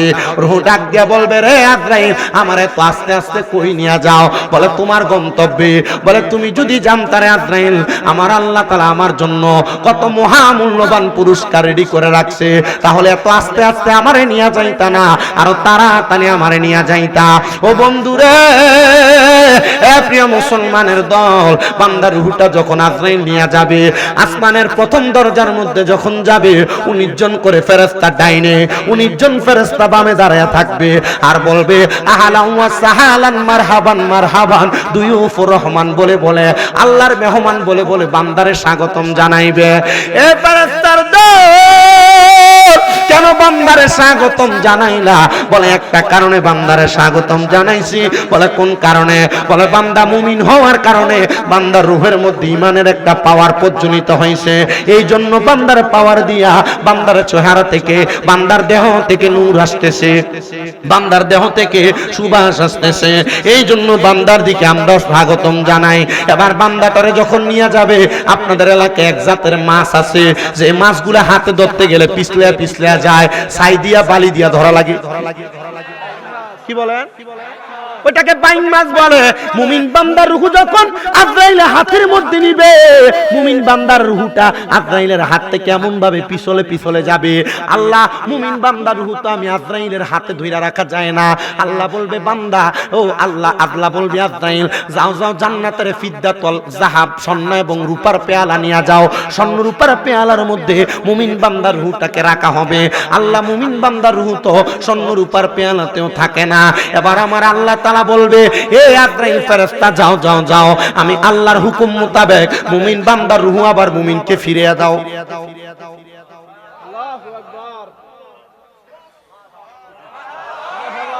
আচ্ছা, এটা একটা মানুষ, রূহ নেওয়ার পর এটা কি জিন্দা না মরা? আবার দিলে, আবার নিলে, আবার দিলে। আপনারা চিন্তা করে দেখেন, শাহ নুরুল্লাহ জিন্দা না মরা? হুজুর কি বলেন? তো জিন্দা হইলে আমরা ডাকি শুনে না কেন? জিন্দা হইলে আমরা কথা বলি, ওনারা জবাব দেয় না কেন? উত্তর পাবেন কই? কোরআনে হাফেজকে জিগান। কোরআনুল কারীম 2 পারা 4 পৃষ্ঠা, ওয়ালা তাকুলু লিমান ইউকতালু ফি সাবিলিল্লাহি আমওয়াত বাল আহইয়া ওয়ালাকিন লা। আল্লাহ বলেন, যারা আমি আল্লাহর রাস্তায় চলে গেছে, তোমরা তাদেরকে ওয়ালা তাকুলু, তোমরা বইলো না, লিমান ইউকতালু ফি সাবিলিল্লাহি আমওয়াত, তোমরা এদেরকে মৃত বলে ধারণা করো না। আল্লাহ কেন? আল্লাহ বলেন বাল আহইয়াউন, এরা জিন্দা। আল্লাহ শুধু জিন্দা বলে, ওয়ালাকিন লা তাশউরুন, এদেরকে যারা মুর্দা বলে এরা নির্বোধ, এরা বোকা, এরা বুঝে না। যারা আল্লাহর রাস্তায় চলে যায় এরা কি? জোরে বলে না, এরা কি? আল্লাহর যারা বলি তারা জিন্দা। ধারণা রাখতে হবে, ঈমান ঠিক রাখতে হবে। শুধু বললো আর এই কথা আর ওই কথা, আপনি ওয়াজের ধারাবাহিকতা। কষ্ট হচ্ছে বাবা? পিছনে সমস্যা হইলো বলবেন আমাকে। আমার কাছে আমি সমস্যা তৈরিও করতে পারি, সমাধানও করতে পারি। বুঝতেছেন তো ওয়াজ? আল্লাহর ওলিরা জিন্দা নাকি মুর্দা? আপনাকে তো আইসা বলবে নবী মরা। বলেন না, নবী কি? আপনারা আইসা এগুলো বলে কি না? বলে আপনি ঈমান নিয়ে চলে যান, আপনি টের পান না? ঠিক বুঝেন না? এইটা ভণ্ড। পীরের বাড়ির লোক নামাজ পড়বে না মানে নামাজও পড়া লাগবে। নামাজ না পড়লে হবে নামাজ। আপনারা বলেন না নবী কি জিন্দা না মুর্দা? হুজুর দলিল লাগবে। মিশকাতুল মাসাবি 121 নম্বর পৃষ্ঠার ভিতরে আল্লাহ নবীর হাদিসে মুবারাকা, হায়াতুল মুরসালিন, হায়াতুল আম্বিয়া। মারহাবা পড়েন না? জিন্দা মাইনেন। এক মুরব্বী তো প্রশ্ন করছে, হুজুর আমাদের এলাকায় নূরের নবী আর মাটির নবী নিয়ে বহু দ্বন্দ্ব। আমি বলছি দ্বন্দ্ব কেন? একে আপনি আল্লাহর কোরআনের আয়াত পড়ে শোনাইবেন, কদ জাআকুম মিনাল্লাহি নূর ওয়া কিতাবুম মুবিন। আল্লাহর পক্ষ থেকে এইমাত্র আসিয়াছে একটা নূর এবং একটি স্পষ্ট কিতাব। তো আল্লাহ নবীকে নূর বলছেন, এ মাটি বলবে কেন? হুজুর বলে তো মাটি, তো বলুক না, তোমার নবীর মাটি আমার নবীর না। পিডাপিডি লাগে না ওই জায়গায়? এটা পিডাপিডি করবে না, বলে না কি? পিডাপিডি ধরাধরি। তুমি যদি বলো মাটি তোমার মত, ঠিক আছে, বলো দলিল তো দেয়। কুলিন্না মানা বাশারুম মিসলুকুম ইউহা ইলাইয়া। আল্লাহ তাআলা ডাইরেক্ট বলেন, নবী আপনি বলেন আপনি তাদের মতো একজন মানুষ। পার্থক্য হইলে আপনার নিকট ওহী আসে, এদের নিকট আসে না। তো হুজুর দলিল কি? এ তো এখানে বলছে আমাদের মতো মানুষ। আরে বাবা, নবীজির 3টা সূরা। কয়টা সূরা? একটা সূরাতে হাকিকি, এটা নবীর সূরা, আল্লাহ ভালো জানে। একটা সূরাতে মালাইকি ফেরেশতার সূরা, একটা সূরাতে বাশারি মানুষের সূরা। মারহাবা কই না? আরেকটু বুঝাই দেই, আমার একটা ফুল দেন তো এখান থেকে। আপনার কোনটা? এটা কি ফুল না ফুলের মতো? এটা কি ফুল? এটা ফুলের বলেন না, এটা ফুলের মতো। নবী আমাদের মতো? নবী মানুষের মতো। বলে কিসের মতো? মানুষ। মারহাবা বলেন। ডাইরেক্ট বুঝাই দিলাম। আল্লাহ শুধু বলছে যে আপনি তাদেরকে বলেন। এই আয়াত যে কুলিন্না মানা বাশারুম মিসলুকুম ইউহা ইলাইয়া, এই আয়াত নাযিল হয়েছে কাফেরদের জন্য। কথা বলে না। আয়াত নাযিল হয়েছে কার জন্য? কাফেরদের জন্য। নবী যখন মানুষদেরকে নবীদের অলৌকিক মুজিজা দেখায়, মানুষ নবীদের কাছে আসে না। তো নবীজি আল্লাহর কাছে জিজ্ঞাসা করছে, আল্লাহ মানুষ যে আমার কাছে আসে না, আমি এদেরকে দাওয়াত দিব কেমনে? আমি এদের কাছে গেলে এরা আমার জাদুগির বইলা আবু জাহেল শিখিয়ে দিয়েছে, মুহাম্মদ জাদুগির, যাও জাদুগিরের কাছে যাবে না, মানুষ নবীর কাছে আসে না। তখন নবী এদের কাছে বলছে, আমি তো তোমাদের মতো একজন মানুষ। এরা ছিল কাফের, তো কাফেরের কাছে নবী নবীর আমাদের মতো মানুষ বলছে, তাহলে আপনি যদি মানেন তো নিজে তো কথা বোঝে নাই। আয়াতের ব্যাখ্যা আমাদেরকে জানতে হবে, বুঝতে হবে। ডাইরেক্ট আপনি চলে যাবেন উলুট পালুট, তবে এইগুলা নিয়ে ঝগড়া করবেন না। কি করবেন না? কেউ যদি বলে যে আমাদের মতো আর মাটির মানুষ, বলে হ্যাঁ ঠিক আছে, তোমারটা তোমার মতো, আমি এটা মানি, মারহাবা পড়েন। আল্লাহর ওলিরা জিন্দা নাকি মুর্দা? কথায় আসছে, আল্লাহর ওলিরা জিন্দা নাকি মুর্দা? ওনাদের কাছে যায় যদি সালাম দেন আর দোয়া করেন, আল্লাহ কবুল করবে কিনা? এজন্য ওনার এখানে যাবেন, মারহাবা পড়েন। প্রিয় মুসলমানের একটু শুনেন, অন্তরের কাঁটা লাগায়াম। মুমিন বান্দার রূহ ফিরত দেওয়া হবে। আল্লাহ মুমিন বান্দার রূহ ফিরত দেওয়ার পর তার কাজটা কি আপনি একবার বলেন না? আমার আল্লাহ জানায়, বান্দা মুমিন বান্দা দুইটা কাজ করে। একটা হলো ইউসাল্লুন, নামাজ আদায় করে, ওয়া ইউরজাকুন, আমি আল্লাহর পক্ষ থেকে খানা পায়। তবে দুনিয়ার খানা মুমিনের খানা না, মুমিনের খানা হলো আল্লাহর জিকির, লা ইলাহা ইল্লাল্লাহ। বন্ধ করেন তো, বন্ধ করেন। এই জিকির কারখানা আল্লাহর খানা, মুমিনের খানা। জিকির কারখানা মুমিনের খানা। তো একটু জবান খুলে মুহাব্বতে পড়েন, লা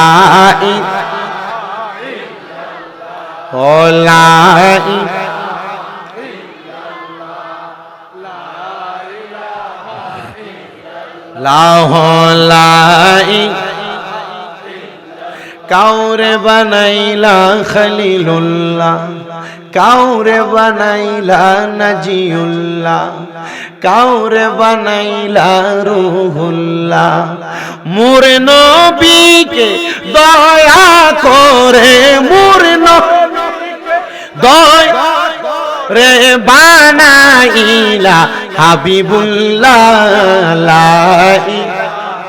জোরে লাই লাহলাই। প্রিয় মুসলমান ইমানদার, আমি আপনাদের কাছে বলি, আল্লাহর বলিরা জিন্দা, এরা নামাজ আদায় করে, এরা আল্লাহর পক্ষ থেকে রিজিক পায়, আল্লাহ তাআলার পক্ষ থেকে খাবার খায়, আল্লাহর পক্ষ থেকে যে তো রিজিক পায়, আল্লাহর ইবাদত করে। এখন আপনার মনে প্রশ্ন থাকতে পারে, হুজুর তাহলে কি আমরা আল্লাহর ওলিদের কাছে যাব? কেন যাব? আমাদের তো একটু বুঝতে হবে। হুজুর কি আমরা পীর মাশায়েখের দরবারে যাব? কেন যাব? প্রশ্ন থাকতে পারে। বিশেষ করে যুব সমাজ যারা কোনো হক্কানি ওলি পীর মাশায়েখের হাত দিয়ে এখনো বায়াত গ্রহণ করেন নাই, মুরিদ হন নাই, আমি আপনাদের জ্ঞাতার্থে বলি, আল্লাহর কোরআন বলে, ইন্না রাহমাতাল্লাহি করিবুম মিনাল মুহসিনিন, নিশ্চয়ই আমি আল্লাহর রহমত হলো আমার যারা মুহসিনিন বান্দা তাদের কাছে। হিসাব মিলিয়ে দেখলাম বর্তমান যারা পীর মাশায়েখদের কাছে আল্লাহ তাআলার রহমত আছে। এজন্য আপনারা আল্লাহর ওলিদের হাতে হাত রেখে বায়াত গ্রহণ করবেন, মুরিদ হয়ে যাবেন। হইতেই পারলে আপনার ইমাম তাজা থাকবে। বলে হুজুর কেন? যখন আপনি কোনো পীর মাশায়েখের হাতে হাত দিয়ে বায়াত গ্রহণ করবেন, যখন তারা আপনাকে তরিকতের তালিম তরবিয়ত করবে, তখন আপনি ইলমে শরীয়ত শিখবেন, ইলমে তরিকত শিখবেন, ইলমে মারিফত শিখবেন, ইলমে হাকিকত, ইলমে তরিকত, ইলমে হাকিকত, ইলমে মারিফত, ইলমে শরীয়ত, 4 প্রকারের ইলম শিখতে পারবেন। আর এই 4 প্রকারের ইলম যারা শিক্ষা গ্রহণ করে, তারা কোনোদিন খারাপ পথে যায় না, তারা কোনোদিন বেপথে যায় না। বলে হুজুর কেমন করে বুঝবো? বুঝার জন্য তাকান হযরতে বড় পীর আব্দুল কাদের জিলানীর দিকে।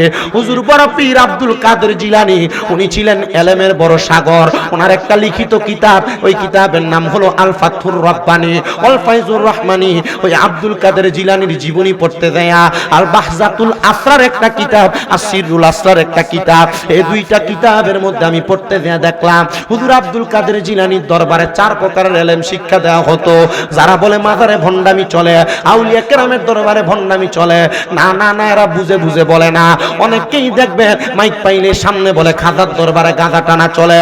আল্লাহর কসম করে বলি, আপনাদের দোয়ার বরকতে 2019 সাল থেকে 21 সাল করোনার আগ পর্যন্ত আল্লাহ তাআলা ওই খাজা গরিবে নওয়াজের দেশে আমাকে 63 বার নিয়ে গেছেন। 63 বার আমি যতবার গিয়েছি ততবার কোনোদিন খাজার দরবারে গাঁজা তো দূরের কথা, একটা সিগারেটও মানুষকে টানতে দেখি নাই। আরো দেখেছি প্রত্যেক দিনে হাজার হাজার শত শত কয়েকশো লোক মানুষ হিন্দুরা মুসলমান হয়। বলে কারণটা কি? কারণটা কি? বলে হুজুর তাহলে তারা বলে কেন? আমি বুঝতে গিয়া দেখতে পাইলাম এরা আল্লাহর ওলি খাজা মুঈনুদ্দিন চিশতির সম্পর্কে কোনো ধারণা নাই, এই জন্য তারা বলে খাজার দরবারে গাঁজা টানে। কিন্তু আমি যাচাই করে দেখলাম এই ব্যক্তি কোনোদিন খাজার দরবারে যায় নাই। আল্লাহর ওলিদের ব্যাপারে কোনো মন্তব্য করা যাবে না। তিরমিজি শরীফের হাদিস, আল্লাহ তাআলা জানায় নবীর মাধ্যমে হাদিসে কুদসি আল্লাহ তাআলা জানায়, মান আদালি ওয়ালিয়ান ফাকাদ আযামতুহু বিল হারবে। যারা আমার বন্ধুদের সাথে দুশমনি করে, আমার বন্ধুদের সামনে বন্ধুদের ব্যাপারে মিথ্যা রটায়, আমি আল্লাহ এদের সাথে যুদ্ধের ঘোষণা করি। আল্লাহ যদি যুদ্ধ করে, দুনিয়ার কোনো মন্ত্রী মিনিস্টার কোনো হুজুর আলেম পারবে না যুদ্ধ করতে। ফেরাউনের মতো বড়, নমরুদের মতো বড় বড় রাগব বোয়ালরা পারে নাই, তো দুনিয়ার আলেম পারবে কেমনে? জুতার বাড়ি খেয়ে যেমনে ফেরাউন মরছে, বর্তমান যারা আউলিয়া কেরামের বিরোধিতা করে, আউলিয়া কেরামের দরবার নিয়ে বাজে মন্তব্য করে, খোদা কি কসম করে বলি এরা ফেরাউন নমরুদের মতো মারা যাবে। কথা কন্যা ঠিক কিনা? এ মুসলমান, হযরতে হুজুর বড় পীর আব্দুল কাদের জিলানী আল গিলানী রাদিয়াল্লাহু তাআলা আনহু দরবারে ইলম হইতো কয় প্রকার? জোরে বলেন না, কয় প্রকার? 4 প্রকার ইলম শিক্ষা দেওয়া হইতো। 1 নাম্বার ইলমের নাম হলো ইলমে শরীয়ত, 2 নাম্বার ইলমের নাম হলো ইলমে তরিকত, 3 নাম্বার ইলমের নাম হলো ইলমে হাকিকত, 4 নাম্বার ইলমের নাম হলো ইলমে মারিফত। এই 4 প্রকার ইলম যখন শিক্ষা অর্জন হইতো, প্রায় 300 মাইল দূর থেকে একজন মহিলা হযরতে আব্দুল কাদের জিলানীর দরবারে হাতের মধ্যে ধইরা, ওনার একটা বাচ্চা মাত্র 8 বছর বয়স, আব্দুল কাদের জিলানীর দরবারে গেছেন। আয়েশা ডাক দিয়া বলেন, হুজুর আব্দুল কাদের জিলানী, আমার সন্তানটারে আমি আপনার কাছে দিতে চাই, আপনি আমার সন্তানটারে 4 প্রকার ইলম শিখিয়ে দিবেন। আব্দুল কাদের জিলানী বলে, মা কমপক্ষে 3 মাস আপনি আমার দরবারে আসবেন না, 3 মাস পরে পরে আমার দরবারে আপনি আপনার সন্তানকে দেখতে আসবেন। আপনাদের দোয়ার বরকতে কুমিল্লা শহরে আমার 6টা মাদ্রাসা চলে, আমিও যত সন্তান মা বাবা ভর্তি করাই, আমি তাদেরকে বলি যে আপনার সন্তানকে মাদ্রাসায় দেওয়ার পরে কমপক্ষে 3 মাসের আগে ছুটিতে নিবেন না। আমি আব্দুল কাদের জিলানীকে অনুসরণ করে আমি আমার অভিভাবকদেরকে এই কথাটা বলি। এই জন্য দেখবেন আমার নামের শেষে কাদেরি লেখা, ওই আব্দুল কাদের জিলানীর তরিকা মোতাবেক চলি বিদায় আমার নামের শেষে কাদেরি লেখা। আর বহু জায়গায় বহু হুজুররাও বলে দেখবেন কাদেরিয়া চিশতি এগুলা লাগাইলে নাকি ভণ্ড হয়ে যায়। না না না, আল্লাহর ওলিদের নামের নিসবত দিলে আল্লাহ তাআলা আউলিয়া কেরামের নূরানি সোহবত দান করে, ইলমে মারিফত চিনাতে দান করে, এজন্য তাদের সোহবত দেওয়া হয়। এ মুসলমান ইমানদারেরা একটু মনোযোগ লাগিয়ে শুনবেন। মহিলা বলে, হুজুর আপনার দরবারে দিয়ে গেলাম, আপনি আমার সন্তানকে 4 প্রকারের ইলম শিখাইবেন। 3 মাস মহিলা আসে না, 3 মাস পরে মহিলা আব্দুল কাদের জিলানীর দরবারে আসছে। আয়েশা দেখতেছে আব্দুল কাদের জিলানী এবং ওই ছোট্ট বাচ্চাটা, ওনারা দুইজন 2টা দস্তরখানা বিছায়া খানা খাইতেছে। দস্তরখানা বিছায় কি খায়? খানা খায়। ভাই এই ওয়াজটার কথাই তো মনে বলছিলেন না? হ্যাঁ, এই ওয়াজটা আব্দুল কাদের জিলানী এবং ওই মহিলার ছেলে একসাথে বৈশা খানা খায়, দুইজন 2 দস্তরখানায়। মহিলা দূর থেকে তাকায় দেখে আব্দুল কাদের জিলানী যেই খাবারটা খাইতেছে দস্তরখানের মধ্যে রাইখা, ওই খাবারের প্লেটের মধ্যে ভাত যেমন আছে, সাথে একটা তাজা মুরগি আছে রান্না করা, উনি ওই মুরগি থেকে খাইতেছেন। আর গাউসে পাক আব্দুল কাদের জিলানী বলেন, আমি ওই মহিলা বলেন, নিজে বর্ণনা করতেছেন, আমি তাকে দেখলাম আমার ছোট্ট ছেলেটা 8 বছর 9 বছর বয়স, আমার ছেলেটা শুধু সাদা সবজি দিয়ে খানা খাইতেছে। মহিলা বলে, আমার মনে বড় কষ্ট লাগলো, উনি আস্তে একটা মুরগি আহার করতেছে আর আমার সন্তান মাত্র সবজি খাইতেছে। এবার ডাক দিয়া মহিলাটা দৌড়ায়া আব্দুল কাদের জিলানীর সামনে চলে গেলেন। হুজুর আপনার কাছে আমার একটা ইনসাফের প্রশ্ন। মহিলারে জিজ্ঞাসা করে, এ মা জননী, আপনি আমার কাছে কিসের ইনসাফের প্রশ্ন করবেন? হুজুর আপনার খাবারের প্লেটগুলা হলো আমার ইনসাফের প্রশ্ন। বলে, কি প্রশ্ন আপনি আপনার মুখ দিয়া বলেন। মহিলা বলে, হুজুর আপনি তাজা একটা মুরগি রান্না করে খাইতেছেন আর আমার সন্তান মাত্র সবজি দিয়া ভাত খাইতেছে। হুজুর বলেন না এটার কোনো কারণ কি? আপনি চাইলে তো আমার সন্তানকে একটু মুরগির গোশত খাওয়াইতে পারতেন। আব্দুল কাদের জিলানী বলে, মা আপনি আপনার সন্তানকে সন্তানকে দিছেন ইলম অর্জনের জন্য। বেশি খাবার খাইলে সিনা মরে যায়, আমি এই জন্য আপনার সন্তানকে খানা দেই না। মায়ের মন তো বুঝে না। মহিলা কয় হুজুর না না না। এবার আব্দুল কাদের জিলানী একটু রাগান্বিত হয়ে গেলেন, ডাক দিয়া বলেন মা, ও মা জননী, আমি যে মুরগিটা খাইলাম মুরগির হাড়গুলা কোথায় আপনি দেখেছেন? বলে হ্যাঁ, মুরগির হাড়গুলো একসাথে কইরা আব্দুল কাদের জিলানীর দস্তরখানাটা দিয়া মুরগির হাড়গুলাকে এইভাবে ডাকনা দিলেন আর বললেন কুম্বি ইজনিল্লাহ, আল্লাহর হুকুমে দাঁড়ায় যাও।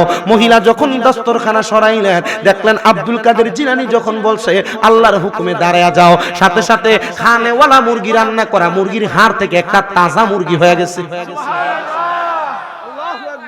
কার হুকুমে? জবান কার? জবান বড় পীরের। জবান কার? বলে হুজুর তাহলে বড় পীরের জবান দিয়ে কথা বললো আল্লাহর হুকুমে দাঁড়ায় যাইতে দাঁড়ায় গেল, তো আল্লাহর হুকুমে দাঁড়াইতে বলছে না। তো আসেন আল্লাহর হুকুমে কেন দাঁড়ায়? তিরমিজি শরীফে এক হাদিস শরীফ, আল্লাহর নবী বলেন নামাজ কয় ওয়াক্ত পড়ি আমরা? কন্যা কয় ওয়াক্ত? 5 ওয়াক্ত নামাজের বাহিরে আল্লাহর কোন বান্দা যদি নফল ইবাদত বেশি করে, এ বাড়তি ইবাদত বেশি বেশি করার কারণে এ বান্দার বান্দা থাকে না, এটা আমি আল্লাহর বন্ধু হয়ে যায়। আল্লাহর বন্ধু যখন বান্দা থেকে বন্ধু হয়ে যায় তখন আর তার জবান থাকে না, জবান তার থাকে, কিন্তু জবান দিয়ে আমি আল্লাহ স্বয়ং নিজে কথা বলি। তার হাত আর তার হাত থাকে না, তার হাত দিয়ে যে কর্ম হয় তখন আমি আল্লাহ তার হাত দিয়ে কর্ম করি। তার কান আর কান থাকে না, আমি আল্লাহর কুদরতের কান হয়ে যায়। হুজুর কি বলেন? বলে হ্যাঁ, আউলিয়া কারাম যারা, পীর বুজুর্গানে দিন যারা, ওনাদের এমন ক্ষমতা দিছে কে? আল্লাহ। আসতে বলে দিছে কে? আল্লাহ যদি দেয় আমাদের অসুবিধা আছে? আল্লাহ যদি দেয় আমাদের সমস্যা আছে? মহিলা বলে হুজুর আপনি কুম্বি ইজনিল্লাহ আল্লাহর হুকুমে দাঁড়াইতে বললেন। মহিলারা গাউসে পাক আব্দুল কাদের জিলানী বলেন আপনার ছেলে যেই দিন আল্লাহর হুকুমে এই মুরগি জিন্দা করতে পারবে ওই দিন মুরগি খাবে। আমি বললাম এ ছাত্র, তুমি যদি এই আল্লাহর হুকুমে মুরগি জিন্দা করতে পারো, তার আগে যদি তুমি এই মুরগি খাও তাহলে তুমি ইলম অর্জন করতে পারবা না। ছেলে বলে মা আপনি আপনার মতো বাড়ি যান, আব্দুল কাদের জিলানী কি জিনিস 3 মাসে আমি বুঝে গেছি। সুহবতে সালে তোরা সালে কোনাত, মসনবী রুমির মধ্যে আল্লামা জালালউদ্দিন রুমি লেখে ভালো মানুষের সুহবতে থাকলে ভালো হইবা, সুহবতে তালে তোরা তালে কোনাত, খারাপ মানুষের সুহবতে গেলে খারাপ হইবা। মদখুর ইয়াবাখুর গাঞ্জুটির সাথে ঘুরলে এও গাঞ্জা খাইবো, এও সিগারেট খাইবো। বলে বা সিগারেট খুরের সাথে চলো কেন? আরে ভাই হ্যাঁ না খাই, আমি তো খাই না। দেখবেন খায় না একদিন কইবো দোস্ত একটা টান দিয়া দেখো না, কি হইব? এই টান দিয়া দেখো না বইলে এর সিগারেট খোর মানে হইবে। আর আল্লাহর বুজুর্গের সাথে ঘুরলে, আল্লাহর বুজুর্গ নামাজ পড়লে এও নামাজ পড়বে, আল্লাহর বুজুর্গ রোজা রাখলে এও রোজা রাখবে, আল্লাহর বুজুর্গ দান করলে এও দান করবে, আল্লাহর বুজুর্গ তাহাজ্জুদ পড়লে এও তাহাজ্জুদ পড়ে। আপনার সিদ্ধান্ত, আপনি কি বুজুর্গের সাথে ঘুরবেন না আপনি গাঁজাখোরের সাথে ঘুরবেন? আপনি মনে হয় বুঝেন না কার সাথে ঘুরবেন। এবার আপনারা আমার একটা প্রশ্নের জবাব দেন। আজকের মাহফিল জিনাকে স্মরণ করে হযরতে শাহ নুরুল্লাহ খন্দকার সানাল শাহ, ওনার দরবারে কি গাঁজা খায়? ওনার দরবারে সিগারেট খায়, মদ খায়, ইয়াবা খায়, ফেন্সিডিল খায়, পুরুষ মহিলা নাচে, কি করে? আবার আপনি বলেন মিলাদ পড়েন, জিকির করেন, নামাজ পড়েন, দুরূদ শরীফ পড়েন, এটা করা বেদাত, এটা করা নাজায়েজ, এটা করতে আপনি এখানে আসবেন ইনশাআল্লাহ। বুঝে নাই? শুধু বাৎসরিক একটা মাহফিল না, চেষ্টা করবেন প্রতি সপ্তাহে একবার, চেষ্টা করবেন প্রতি মাসে একবার একটা ইসলাহি মাহফিল করবেন। এলাকার মানুষকে আউলিয়া কেরামের দিকে ডাকবেন, এলাকার মানুষকে পীর বুজুর্গের দিকে ডাকবেন। হুজুর কেন? কারণ আউলিয়া কেরামের কাছে আসলে আল্লাহর রহমত পাওয়া যায়। ঘোষণা কি আমার না আল্লাহর? দলিল ইন্না রাহমাতাল্লাহি করিবুম মিনাল মুহসিনিন। মারহাবা পড়েন। এজন্য আউলিয়া কেরামের দরবারে যাবেন। যদি কোনো অশালীন কাজ হয় এটার বিরোধিতা করবেন। ঠিক কথা বলেন। যদি কোনো অশালীন কাজ হয় কি করবেন? বিরোধিতা করব। দরকার আছে না? আছে। এজন্য কি আল্লাহর বিরোধিতা করবেন? না, করা যাবে না। তো আমাদের দেশে তো লাশ উঠিয়ে দেয়, জ্বালাইই দেয়। হ্যাঁ, বাধা তো কত জায়গা থেকে আসবে। আল্লাহ আমাদেরকে বুঝার তৌফিক দিন। আমিন। আসতে বললেন আর জোরে পড়েন আমিন। আমিন। আমি আর একটু সহজ করে বুঝাই, মুসলমান শুনেন। অনেক সময় হইছে, আমি আসলে এতক্ষণ সময় ওয়াজ করিও না, শুধু করতেছি কেন? আপনার ধৈর্য নিয়ে বসছেন। আপনাদের কোনো অসুবিধা হচ্ছে? আপনারা শুনবেন আর কিছুক্ষণ ওয়াজ। মুসলমান বুজুর্গ আর একটু অন্তরে কানটা লাগে শুনেন। আমি আপনাদের জন্য আমার ধারাবাহিক আলোচনাটা করে দিয়ে চলে যাই। আল্লাহর বুজুর্গরা কেমন ক্ষমতাবান, আল্লাহর বুজুর্গদের কেমন ক্ষমতা আছে একটু মনোযোগ দিয়ে শোনেন। তো দামেস্ক নামক একটা এলাকা, যে এলাকার মানুষগুলা ছিল অত্যন্ত আল্লাহ বিরু, কি বিরু, বড় খোদা বিরু। দামেস্ক এলাকার মধ্যে একজন বুজুর্গ দিন আলেম ছিলেন, যার ইন্তেকালের পরে এলাকার মানুষগুলা ওনার দরবারে যে কোনো দোয়া করলে দোয়া কবুল হয়ে যাইতো। আল্লাহু আকবার বলবেন না? আমাকে আস্তে আস্তে আমার ভাই সোহেল ভাই আমাকে আস্তে আস্তে বলছে, হুজুর এই যে পুকুর আছে আমাদের এলাকার, কারো কোনো কিছু প্রয়োজন হলে মানুষ রাত্রে চাইতেন, সকালবেলা পায়া যাইতেন, নামাজ পড়ে জিকির আজকার করলে চাইলেই পাইতেন। এখন যদি কেউ বলে এটা মিথ্যা কথা, আপনারা মানবেন না? মুরব্বীরা কি মানবে না? এই ঘটনা যদি এলাকায় হয়ে থাকে তাহলে কেউ বিশ্বাস করবে যে না না এটা হয় নাই? সবাই মানবে। তো দামেস্কের ওই বুজুর্গ, এমন আমাদের এলাকা তো আছে ঘটনা। তো পরে নাকি ওই যে মালগুলা পাইতে এগুলা ফেরত দেওয়া লাগতো, কেউ ফেরত দিত না, দুই একটা রাইখা দিত, রাইখা দেওয়ার কাছ থেকে বন্ধ হয়ে যায়। আপনাদের এখানে কি এটার কারণে বন্ধ হয়েছে? এমন অনেক জায়গা হয়েছে, অনেক জায়গা হয়েছে যে আল্লাহর ওলিদের এই বা পুকুরের কাছে এসে কোনো দোয়া করলে দোয়া কবুল হইতো, এখান থেকে দিত, দিলে মাল পাইতো, আবার ফেরত দেওয়া লাগতো। কিন্তু ফেরত না দেওয়ার কারণে ওই পুকুর থেকে আর আসা বন্ধ হয়ে গেছে। কারণ এটা তো সেম কাহিনী, এমন সেম কাহিনী। এটা আপনাদের এই মাদারীপুরে রাজৈরের এই লুন্দিতে এই ঘটনাই ঘটছে, ঠিক না? এমন হয়েছে, এমন বড় আল্লাহর ওলিদের বুজুর্গানে দিনদের। কিন্তু বর্তমান পোলাপানের কাছে কথা বলে আসবে, এগুলো কি বলে, এগুলো হ্যাঁ এগুলো কি বলে? এগুলাই সত্য কথা। আর এগুলা যদি শুনতে চায় একটা কিতাবের নাম বলি, আর তাসকিরাতুল আউলিয়া, এই কিতাব পড়ে পড়বা, পড়লে দেখবা তামবিহুল গাফিলিন এই কিতাব কিনা পড়বা, পড়ালেখা কইরা আউলিয়া কেরামের ব্যাপারে মন্তব্য করবা। তোমরা তো ফেসবুক মুফতি, কেউ যদি আউলিয়া কেরামের ব্যাপারে অদ্ভুত একটা কথা বলে, তুমি নিচে লেখো ভণ্ড, লেখো মাজার পূজারি, লেখো জিলাফি খোর, লেখো বিরানি খোর, লেখো সিন্নি খোর। তো বুঝা গেল যে তুমি বুঝা লেখো না, এ ববিউস কি বুঝ এসে বুঝে না, এটাও বুঝে না। আমার মুসলমানেরা শুনেন, আরেকটা কারগুজারি শুনাই। ওই বুজুর্গ দামেস্ক এলাকায় বাড়ি, ওনার মাজার মাকবারার কাছে এসে কোনো দোয়া করলে আল্লাহ দোয়া কবুল করতেন। একজন বিশ্ববিখ্যাত হাফেজে কোরআন, উনি ওই দামেস্কে বসবাস করতেন। ওনার পেটের মধ্যে বড় পীড়া হইছে, বড় ব্যথা হইছে। উনি বলেন, আমার পেটে যখন পীড়া, আমাকে একজন আলেম দিন আদেশ করলেন, যা ওই বুজুর্গর মাকবারার কাছে, মাজারের কাছে যায়া কোরআন তেলাওয়াত করো, দেখো আল্লাহ তাআলা তোমার এটার উসিলায় তোমার মাফ করে দিবে।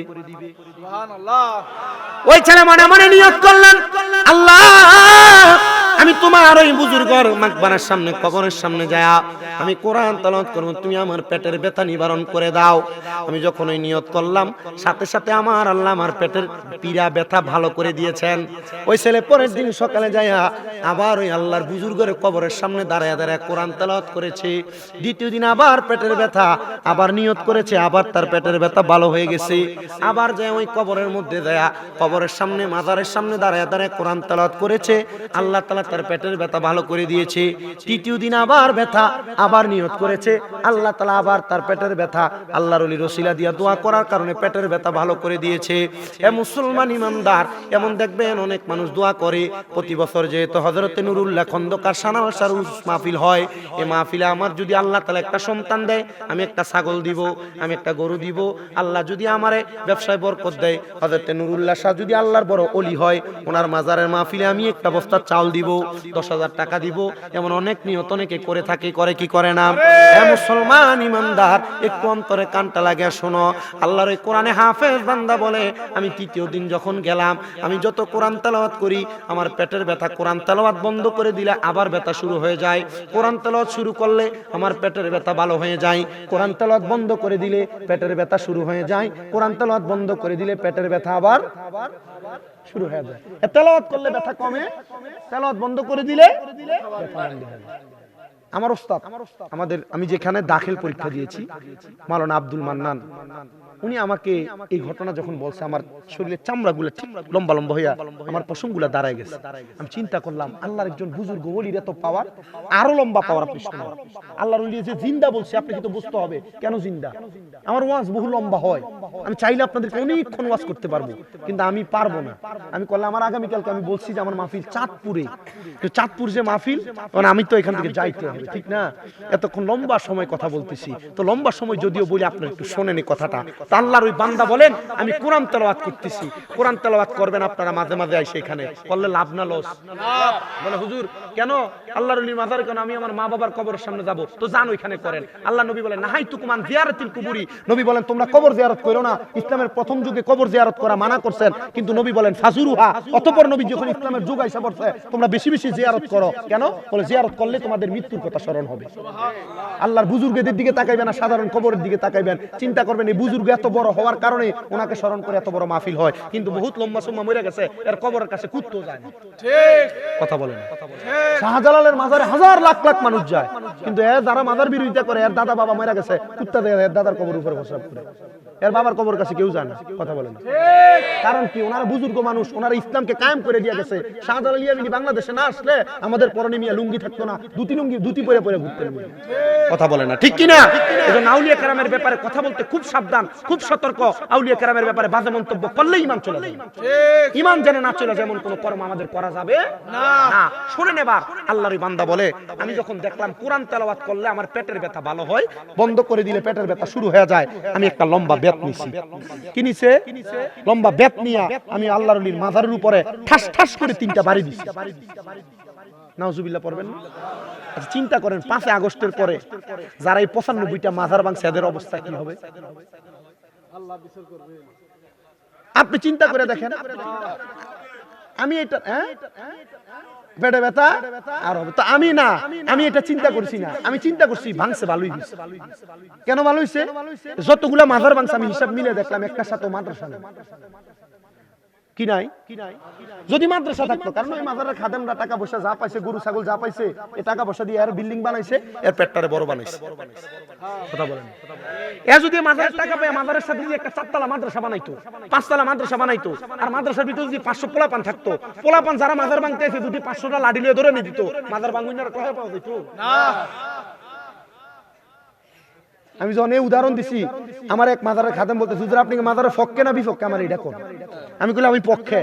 তবে ওই খাদেমদের বিরুদ্ধে যে খাদেমরা মাজারের টাকা দিয়ে নিজের পকেট ভারী করে, মাজার দিয়ে মাজারের টাকা দিয়া গরিব দুঃখীর সহযোগিতা করেন আর মাদ্রাসা করেন, ঠিক কি না বেটি?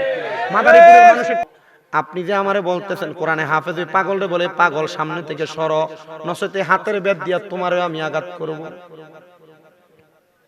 তোমারও আমি আঘাত করব। ছেলে ডাক দিয়া বলে হুজুর এই পাগল শরম। পাগল বলে সমস্যা কি বলো না? বলে সমস্যা কি জানতে চাও রে?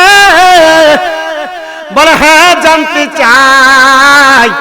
বলে আমার পেটের মধ্যে বড় পীড়া, বড় ব্যথা, আমার পেটের ব্যথা ভালো হয় না, বড় অসহ্য লাগে।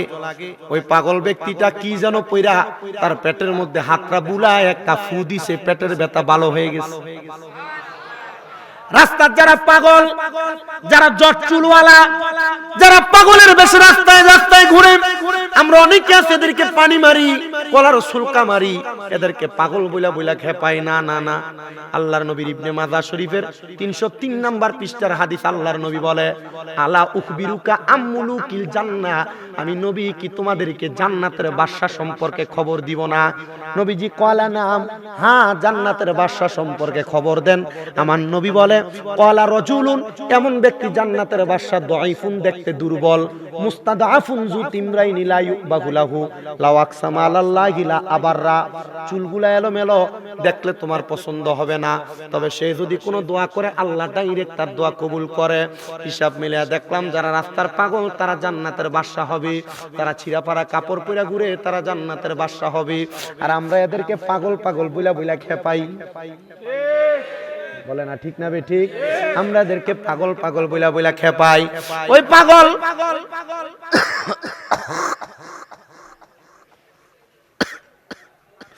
ওই পাগল কি যেন পয়রা তার পেটে হাত বুলে দিছে, তখন পেটের ব্যথা ভালো হয়ে গেছে। পাগল ডাক দিয়া কয় বাবা এবার তুমি আমার কাছ থেকে দূরে সরে যাও। ওই ছেলেটা হাফেজে কোরআন মানুষ, পাগলের পাগুলা চাইপা ধইরা কয় হুজুর আমি এতক্ষণ একটা মুর্দা ওলির কবরের সামনে দাঁড়ায় কোরআন তেলাওয়াত করছি, এখন তো আপনি জিন্দা ওলি। হুজুর ডাক দিয়া বলে, বাবা না না না রে না, আমার পাও তুমি ছেড়ে দাও, তোমার দেখলে আমার বড় ভয় লাগে। বলে হুজুর কেন? বলে কখন জানি তুমি তোমার ব্যাট দিয়ে আমার পিঠে আঘাত লাগাইয়া দাও। ডাক দিয়া কই, হুজুর আপনারে কেন মারবো গো? বলে কেন মারবা জানো? কেন মারবা জানো? কেন মারবা জানো? কেন মারবা জানো? এই কথা বইলা পিঠের কাপড় টালগি দিয়া সরাইয়া দিছে। দেখতেছে ওই পাগলের পিঠের মধ্যে 3টা লম্বা লম্বা দাগ দেখা যায়। হে আমার এই মাদারীপুর জেলার রাজুরি থানার লম্বি হযরত শাহ নুরুল্লাহ খন্দকার শানলসা রহমাতুল্লাহ আলাইহির উরুস মাহফিল আগত মুসলমানের দলেরা একটু মনোযোগ দিয়ে আমার বয়ানটাকে একটু শোনার চেষ্টা করবেন। ওই ছেলেটা ডাক দিয়া বলে, দুনিয়ার মানুষ, আমি যখন ওনার পিঠের মধ্যে দাগগুলা দেখলাম, উনি আমার সামনে থেকে চলে গেছে, তো আমি তখন আল্লাহর ওলি বুজুর্গদেরকে বিশ্বাস করতাম না। ওই ব্যক্তিকে দেখার পর আমি পীর বুজুর্গদেরকে বিশ্বাস করা শুরু করে দিছি। হুজুর আমি দৌড়াইয়া ওই মাজারের যিনি খাদেম ওনার কাছে গেলাম। হুজুর আপনি আমারে জবাব দেন, আমি এমন এমন এমন কর্ম দেখেছি।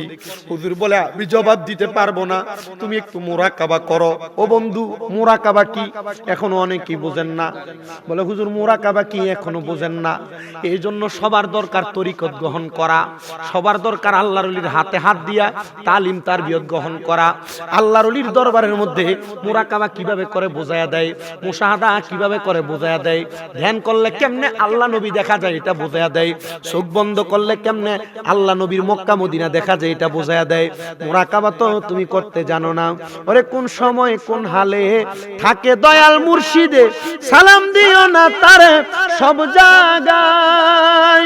ওরে থাকে যদি ভক্তি কইর কদম বসি, আরে থাকে যদি ভক্তি কইর কদম বসি, কে জানে কার ভাগ্যে রয় বিশ্বাসে ভক্তি, থাকিলে ভক্তি পাইবা মুক্তি সব জায়গায়। জোরে জোরে বলেন আল্লাহু আকবার। মুসলমান ইমানদার একটু অন্তরে কানটা লাগিয়ে শোনো। এবার ছেলে খাদেমের কথা মোতাবেক খাদেম তারে তেলাওয়াত করে শোনাইছে, ওয়া মিনাল লাইলি ফাতাহাজ্জাত বিহি নাফিলাতাল লাকা আসা আইয়াবাসাকা রাব্বুকা মাকামাম মাহমুদা। এরে আল্লাহর বান্দা, তুমি তাহাজ্জুদ নামাজ পড়ো, কারণ আল্লাহ নবীরে বলছে, নবী যদি তাহাজ্জুদ নামাজ পড়ে আল্লাহর দরবারে দোয়া করে, অতি সত্বর আমার আল্লাহ আমার নবীরে মাকামে মাহমুদ প্রশংসার জায়গা দান করে দিবে। নবীজি গো, ও নবীজি মাকামে মাহমুদ দান করবে, আর কি দান করবে? নবী আমার বলে, আমার উম্মত যদি তাহাজ্জুদ নামাজ পড়া কোনো কিছু ধ্যান কইরা আল্লাহর দরবারে চায়, আমার আল্লাহ ওই উম্মতের তা দান করবে। ওই ছেলেটা বলে, আমি মুরাকাবা করলাম আর বললাম, আল্লাহ আমি মাজারের উপরে বাড়ি দিলাম 3টা, ওই ফকিরের পিঠেও দাগ দেখলাম 3টা। আল্লাহ দাগগুলো আসলো কোথা থেকে? উনি যখন মুরাকাবা করে তাহাজ্জুদ নামাজ পড়ে সিজদার ভিতরে যায় কান্দে, উনি দেখে রাস্তা যে পাগলটার সাথে দেখা হইছে, উনার মুরাকাবার মধ্যে পাগল ব্যক্তি হাজির হয়ে গেছে। আল্লাহর বান্দা জিজ্ঞাসা করে, হুজুর ও পাগল ব্যক্তি, তোমার পিঠের মধ্যে দাগগুলো আসলো কোথা থেকে? বলে, তুমি যার মাজারের উপরে 3টা বাড়ি দিছো, আমি হইলাম সেই মাজারে থাকনেওয়ালা লোক। হুজুর গো, বাড়ি দিলাম মাজারে, আপনার পিঠে দাগ আসলো কেমনে? বলে, বাবারে আমার পিঠে দাগটা এমনি আসে নাই। বলে, হুজুর আপনি যদি সেই ব্যক্তি হন, আমি যেহেতু কোরআন পড়তেছিলাম আমার পেটের ব্যথা ভালো হয়ে গেছে। হুজুর কোরআন পড়া বন্ধ করেছি, আমার পেটের ব্যথা যখন বেড়ে গেছে, আমি এই জন্য না রাগান্বিত হয়ে আপনার মাজারের মধ্যে বাড়ি দিছি। বাবারে তুমি যখন কোরআন প্রথম দিন পড়েছো আমার কাছে বড় ভালো লাগছে, দ্বিতীয় দিন পড়েছো আমার কাছে ভালো লাগছে, আমি আল্লাহর দরবারে দোয়া করছি, আল্লাহ তুমি তার কোরআন তেলাওয়াতের উসিলায় তারে মাফ করে দাও। আব্বাজি তুমি যখন তৃতীয় দিন কোরআন তেলাওয়াত করে শেষ করে দিছো, তোমার তেলাওয়াতটা আমার কাছে বড় ভালো লাগছে, আমার কাছে বড় ভালো লাগছে, আমি আল্লাহর কাছে দোয়া করছি, আল্লাহ তার তেলাওয়াত এত সুন্দর, এত আরাম লাগে, শুনতে এত ভালো লাগে, আল্লাহ তুমি তার পেটের ব্যথাটা আর একটু বাড়ায়া দাও। আল্লাহর ওলিদের কথা আমার আল্লাহ শুনে আল্লাহ তাআলা সাথে সাথে তোমার পেটের ব্যথা বাড়ায়া দিছে, তুমি কোরআন তেলাওয়াত করছো, আবার যখন বন্ধ করে দাও আমি দোয়া করছি আল্লাহ আবার ব্যথা বাড়ায়া দিছে, তুমি যখন দ্বিতীয়বার তেলাওয়াত বন্ধ করছো আমি দোয়া করছি আল্লাহ আবার ব্যথা বাড়ায়া দিছে, তুমি তেলাওয়াত করছো, চতুর্থবার যখন তোমার পেটের ব্যথা বেশি বাড়ছে তুমি রাগান্বিত হইয়া এই মাথার উপরে 3টা বাড়ি দিছো, আমার পিঠের মধ্যে বাড়িগুলার দাগ আমি তোমার দেখাইলাম। হাফেজ সাহেব ও হাফেজে কোরআন আর কোনোদিন আল্লাহর ওলির মাজারের মধ্যে আঘাত কইরেন না। ইমাম আলা হযরত ইমাম আহমদ রাজা খান ফাজিলে বেরলভী বলে, দুনিয়ার মানুষ তোমার পাপী হাতটা মাজারের সাথে লাগায়ও না, তোমরা তোমাদের মুখ দিয়া মাজারের সাথে তোমাদের মুখ লাগায়ও না, একটু দূরে থাইকা দোয়া কইরো রে, দেখবা আমার আল্লাহ তাআলা তাদের উসিলায় তোমার দোয়াগুলা কবুল করে নিবে। মুসলমান, একজন হাফেজে কোরআনের কোরআন তেলাওয়াত শুই না, আল্লাহ যদি আল্লাহর ওলির উসিলায় হাফেজে কোরআনের পেটের ব্যথা ভালো করতে পারে, আজকে যদি আমরা এই জান্নাতের বাগানে বইসা হযরত শাহ নুরুল্লাহ খন্দকার সানাল শাহ উসিলা দিয়া দোয়া করি, আমাদের যাদের মা কবরে বাবা কবরে, আপনারা বলেন আমার আল্লাহ আমাদের মা বাবার জীবনের গুনাহ মাফ করতে পারে কি পারে না? আল্লাহ তাআলা নবীজির উসিলায় আমাদের মা বাবার গুনাহ মাফ করে দেন। সবাই একটু মুহাব্বতে জিকির করেন আল্লাহ আল্লাহ আল্লাহ লা ইলাহা আল্লাহ আল্লাহ লা ইলাহা। মা আমিনা স্বপ্ন দেখে গর্বে তাহার নূর, সে নূরের নাম রাখিলেন মুহাম্মদ রাসূল নবীজি আল্লাহ আল্লাহ লা ইলাহা। রহমত বরকত লইয়া নবী আসলেন এই ধরায়, আসুন সবাই দাঁড়াইয়া সালাম জানাই। আল্লাহু লা ইলাহা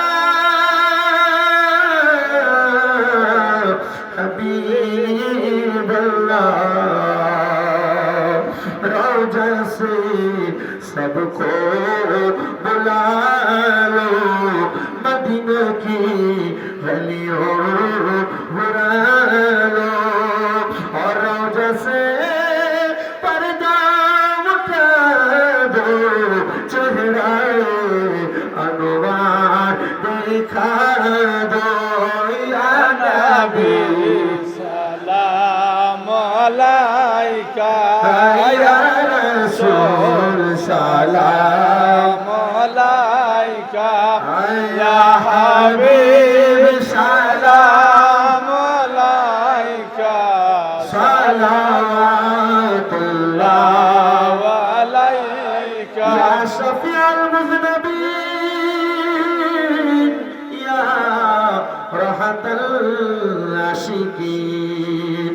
নবী গো আমরা মরণে হইব একা, আমরা কবরে রইব একা, হাসরে উঠিব একা, পাই যেন আপনার হৃদয় খায়া নবী সালাম আলাইকা, ইয়া রাসূল সালাম আলাইকা, ইয়া হাবিব সালাম আলাইকা, সালাওয়াতুল্লাহ আলাইকা, ইয়া শাফিউল মুযনিবিন, ইয়া রাহমাতুল আশিকিন। বারে রবিউল আউয়াল সোমবারে সুবহ সাদিক আমিনা মায়ের কোলে, বাবা আব্দুল্লাহ নুরানি হুজরাতে আসিলেন নবী সরওয়ারে, ইয়া নবী সালাম আলাইকা, ইয়া রাসূল সালাম আলাইকা, ইয়া হাবিব সালাম আলাইকা, সালাওয়াতুল্লাহ আলাইকা, বালাগাল উলা খাশাফাত তুজা বিজামালিহি হাসনাতু জামিয়া। খেজুর দিছেন, 100 কেজি মুড়ি দিছেন। আমি দোয়া করি আল্লাহ তাআলা হয়তো এটার উসিলায় যে কোনোভাবে মাদ্রাসা, আল্লাহর নবীর মাদ্রাসা এটা চালায় নিবে। আপনি একটু খাস করে আমার জন্য দোয়া করবেন। আপনাদের দোয়ায় আল্লাহ তাআলা মাদ্রাসাগুলো কবুল করবে। 3 নাম্বার, যত ওলামায়ে কেরাম কোরআন সুন্নাহর কথা বলে আপনারা তাদের জন্য দোয়া করবেন। করবেন না? করবেন না? আর আউলিয়া কেরামের ওসিলা দিয়ে দোয়া করবেন। মাঝে মাঝে আয়েশা কোরআন তেলাওয়াত করবেন, মাঝে মাঝে আয়েশা নামাজ পড়বেন, মাঝে মাঝে আয়েশা এখানে দোয়া দুরূদ পড়বেন। একটু তবরক নিয়ে আয়েশা পোলাপান নিয়ে জিকির আজকার করবেন। করলে আল্লাহ তাআলাই দেখবেন মাফ করবে। করবে না? আমরা এই চেষ্টাগুলো চালায় যাব। আমি দোয়া করি আমার ভাই জনাব কি এই জামাল খন্দকার সাহেব সহ যারা যারা এই মাহফিলে টাকা পয়সা দিয়ে, শ্রম দিয়ে, বুদ্ধি দিয়ে, তাবারক দিয়ে, মাইক প্যান্ডেল লাইট দিয়ে আপনারা উপস্থিত হয়ে পর্দার আড়ালের মা বোনেরা সহ আল্লাহ যেন সবার সব দোয়া কবুল করে। আরো জোরে পড়েন না আমিন। জামাল খন্দকার সাহেব আপনি কোনো কথা বলবেন? একটু দোয়া চান সবার কাছে, নেতা মানুষ দোয়া চাইলেই তো ভালো বেটা। এই মাইকটা দাও তো। السلام على رسوله الكريم ربنا ظلمنا أنفسنا وإن لم تغفر لنا وترحمنا لنكونن من الخاسرين اللهم أنت السلام منك السلام وإليك يرجو السلام حينا ربنا بالسلام ودخلنا الجنة دارك دار السلام تباركت ربنا وتعاليت يا ذا الجلال والإكرام معبود ও দয়াল আল্লাহ, একটু রহমতের নজর করে তাকিয়ে দেখেন আল্লাহ। এই মাদারীপুর জেলার অন্তর্গত রাজৈর থানাধীন লন্দি মধ্যলন্দি জামে মসজিদ সংলগ্ন ময়দানে হযরতে শাহ নুরুল্লাহ খন্দকার শানাল শাহ রহমাতুল্লাহ আলাইহির স্মরণে বার্ষিক উরুস মুবারকের মধ্যে ওয়াজ মাহফিল সাজায়া এলাকার উলামায়ে কেরাম, দাড়ি পাকা মুরব্বি বাবারা, যুবক নওজোয়ান ভাইয়েরা, ছোট ছোট মাসুম বাচ্চারা, পর্দার অন্তরালের আমার কত মা বোনেরা মুনাজাতের মধ্যে হাত বাড়াইছেন আল্লাহ। যার হাত তোমার দরবারে মায়া লাগে, পছন্দ হয়, ওই হাতের উসিলায় আমাদের প্রত্যেকের জীবনের গুনাহ তুমি মাফ করে দাও আল্লাহ। আজকের এই জান্নাতের বাগানে যারা যারা হাত বাড়াইছে, অনেকে টাকা দিয়ে, পয়সা দিয়ে, শ্রম দিয়ে, বুদ্ধি দিয়ে, পরামর্শ দিয়ে, মাইক দিয়ে, লাইট দিয়ে, প্যান্ডেল দিয়ে, মিডিয়ার ভাইয়েরা সহ সম্মানিত শ্রোতা মণ্ডলী, পুরুষেরা, পর্দার অন্তরালের মা বোনেরা উপস্থিত হয়ে মাহফিলে সহযোগিতা করেছে আল্লাহ। বিশেষ করে তাবারুকের জন্য যারা চাউল, গরু, ছাগল দিয়ে, মশলাপাতির খরচ দিয়া সহযোগিতা করেছে, প্রত্যেকের খাত দোয়াগুলো কবুল মঞ্জুর করে নাও ও মনি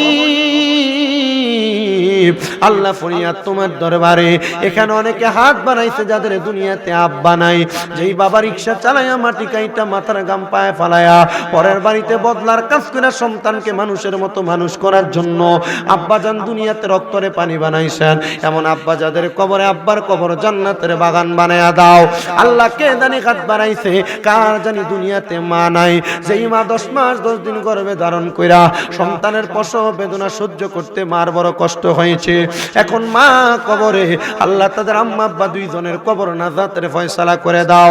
অনেকে আছে মাও নাই, বাবাও নাই, একবারে এতিমের বেশে হাত বাড়াইছে, মরিয়া গিয়াছেন আল্লাহ।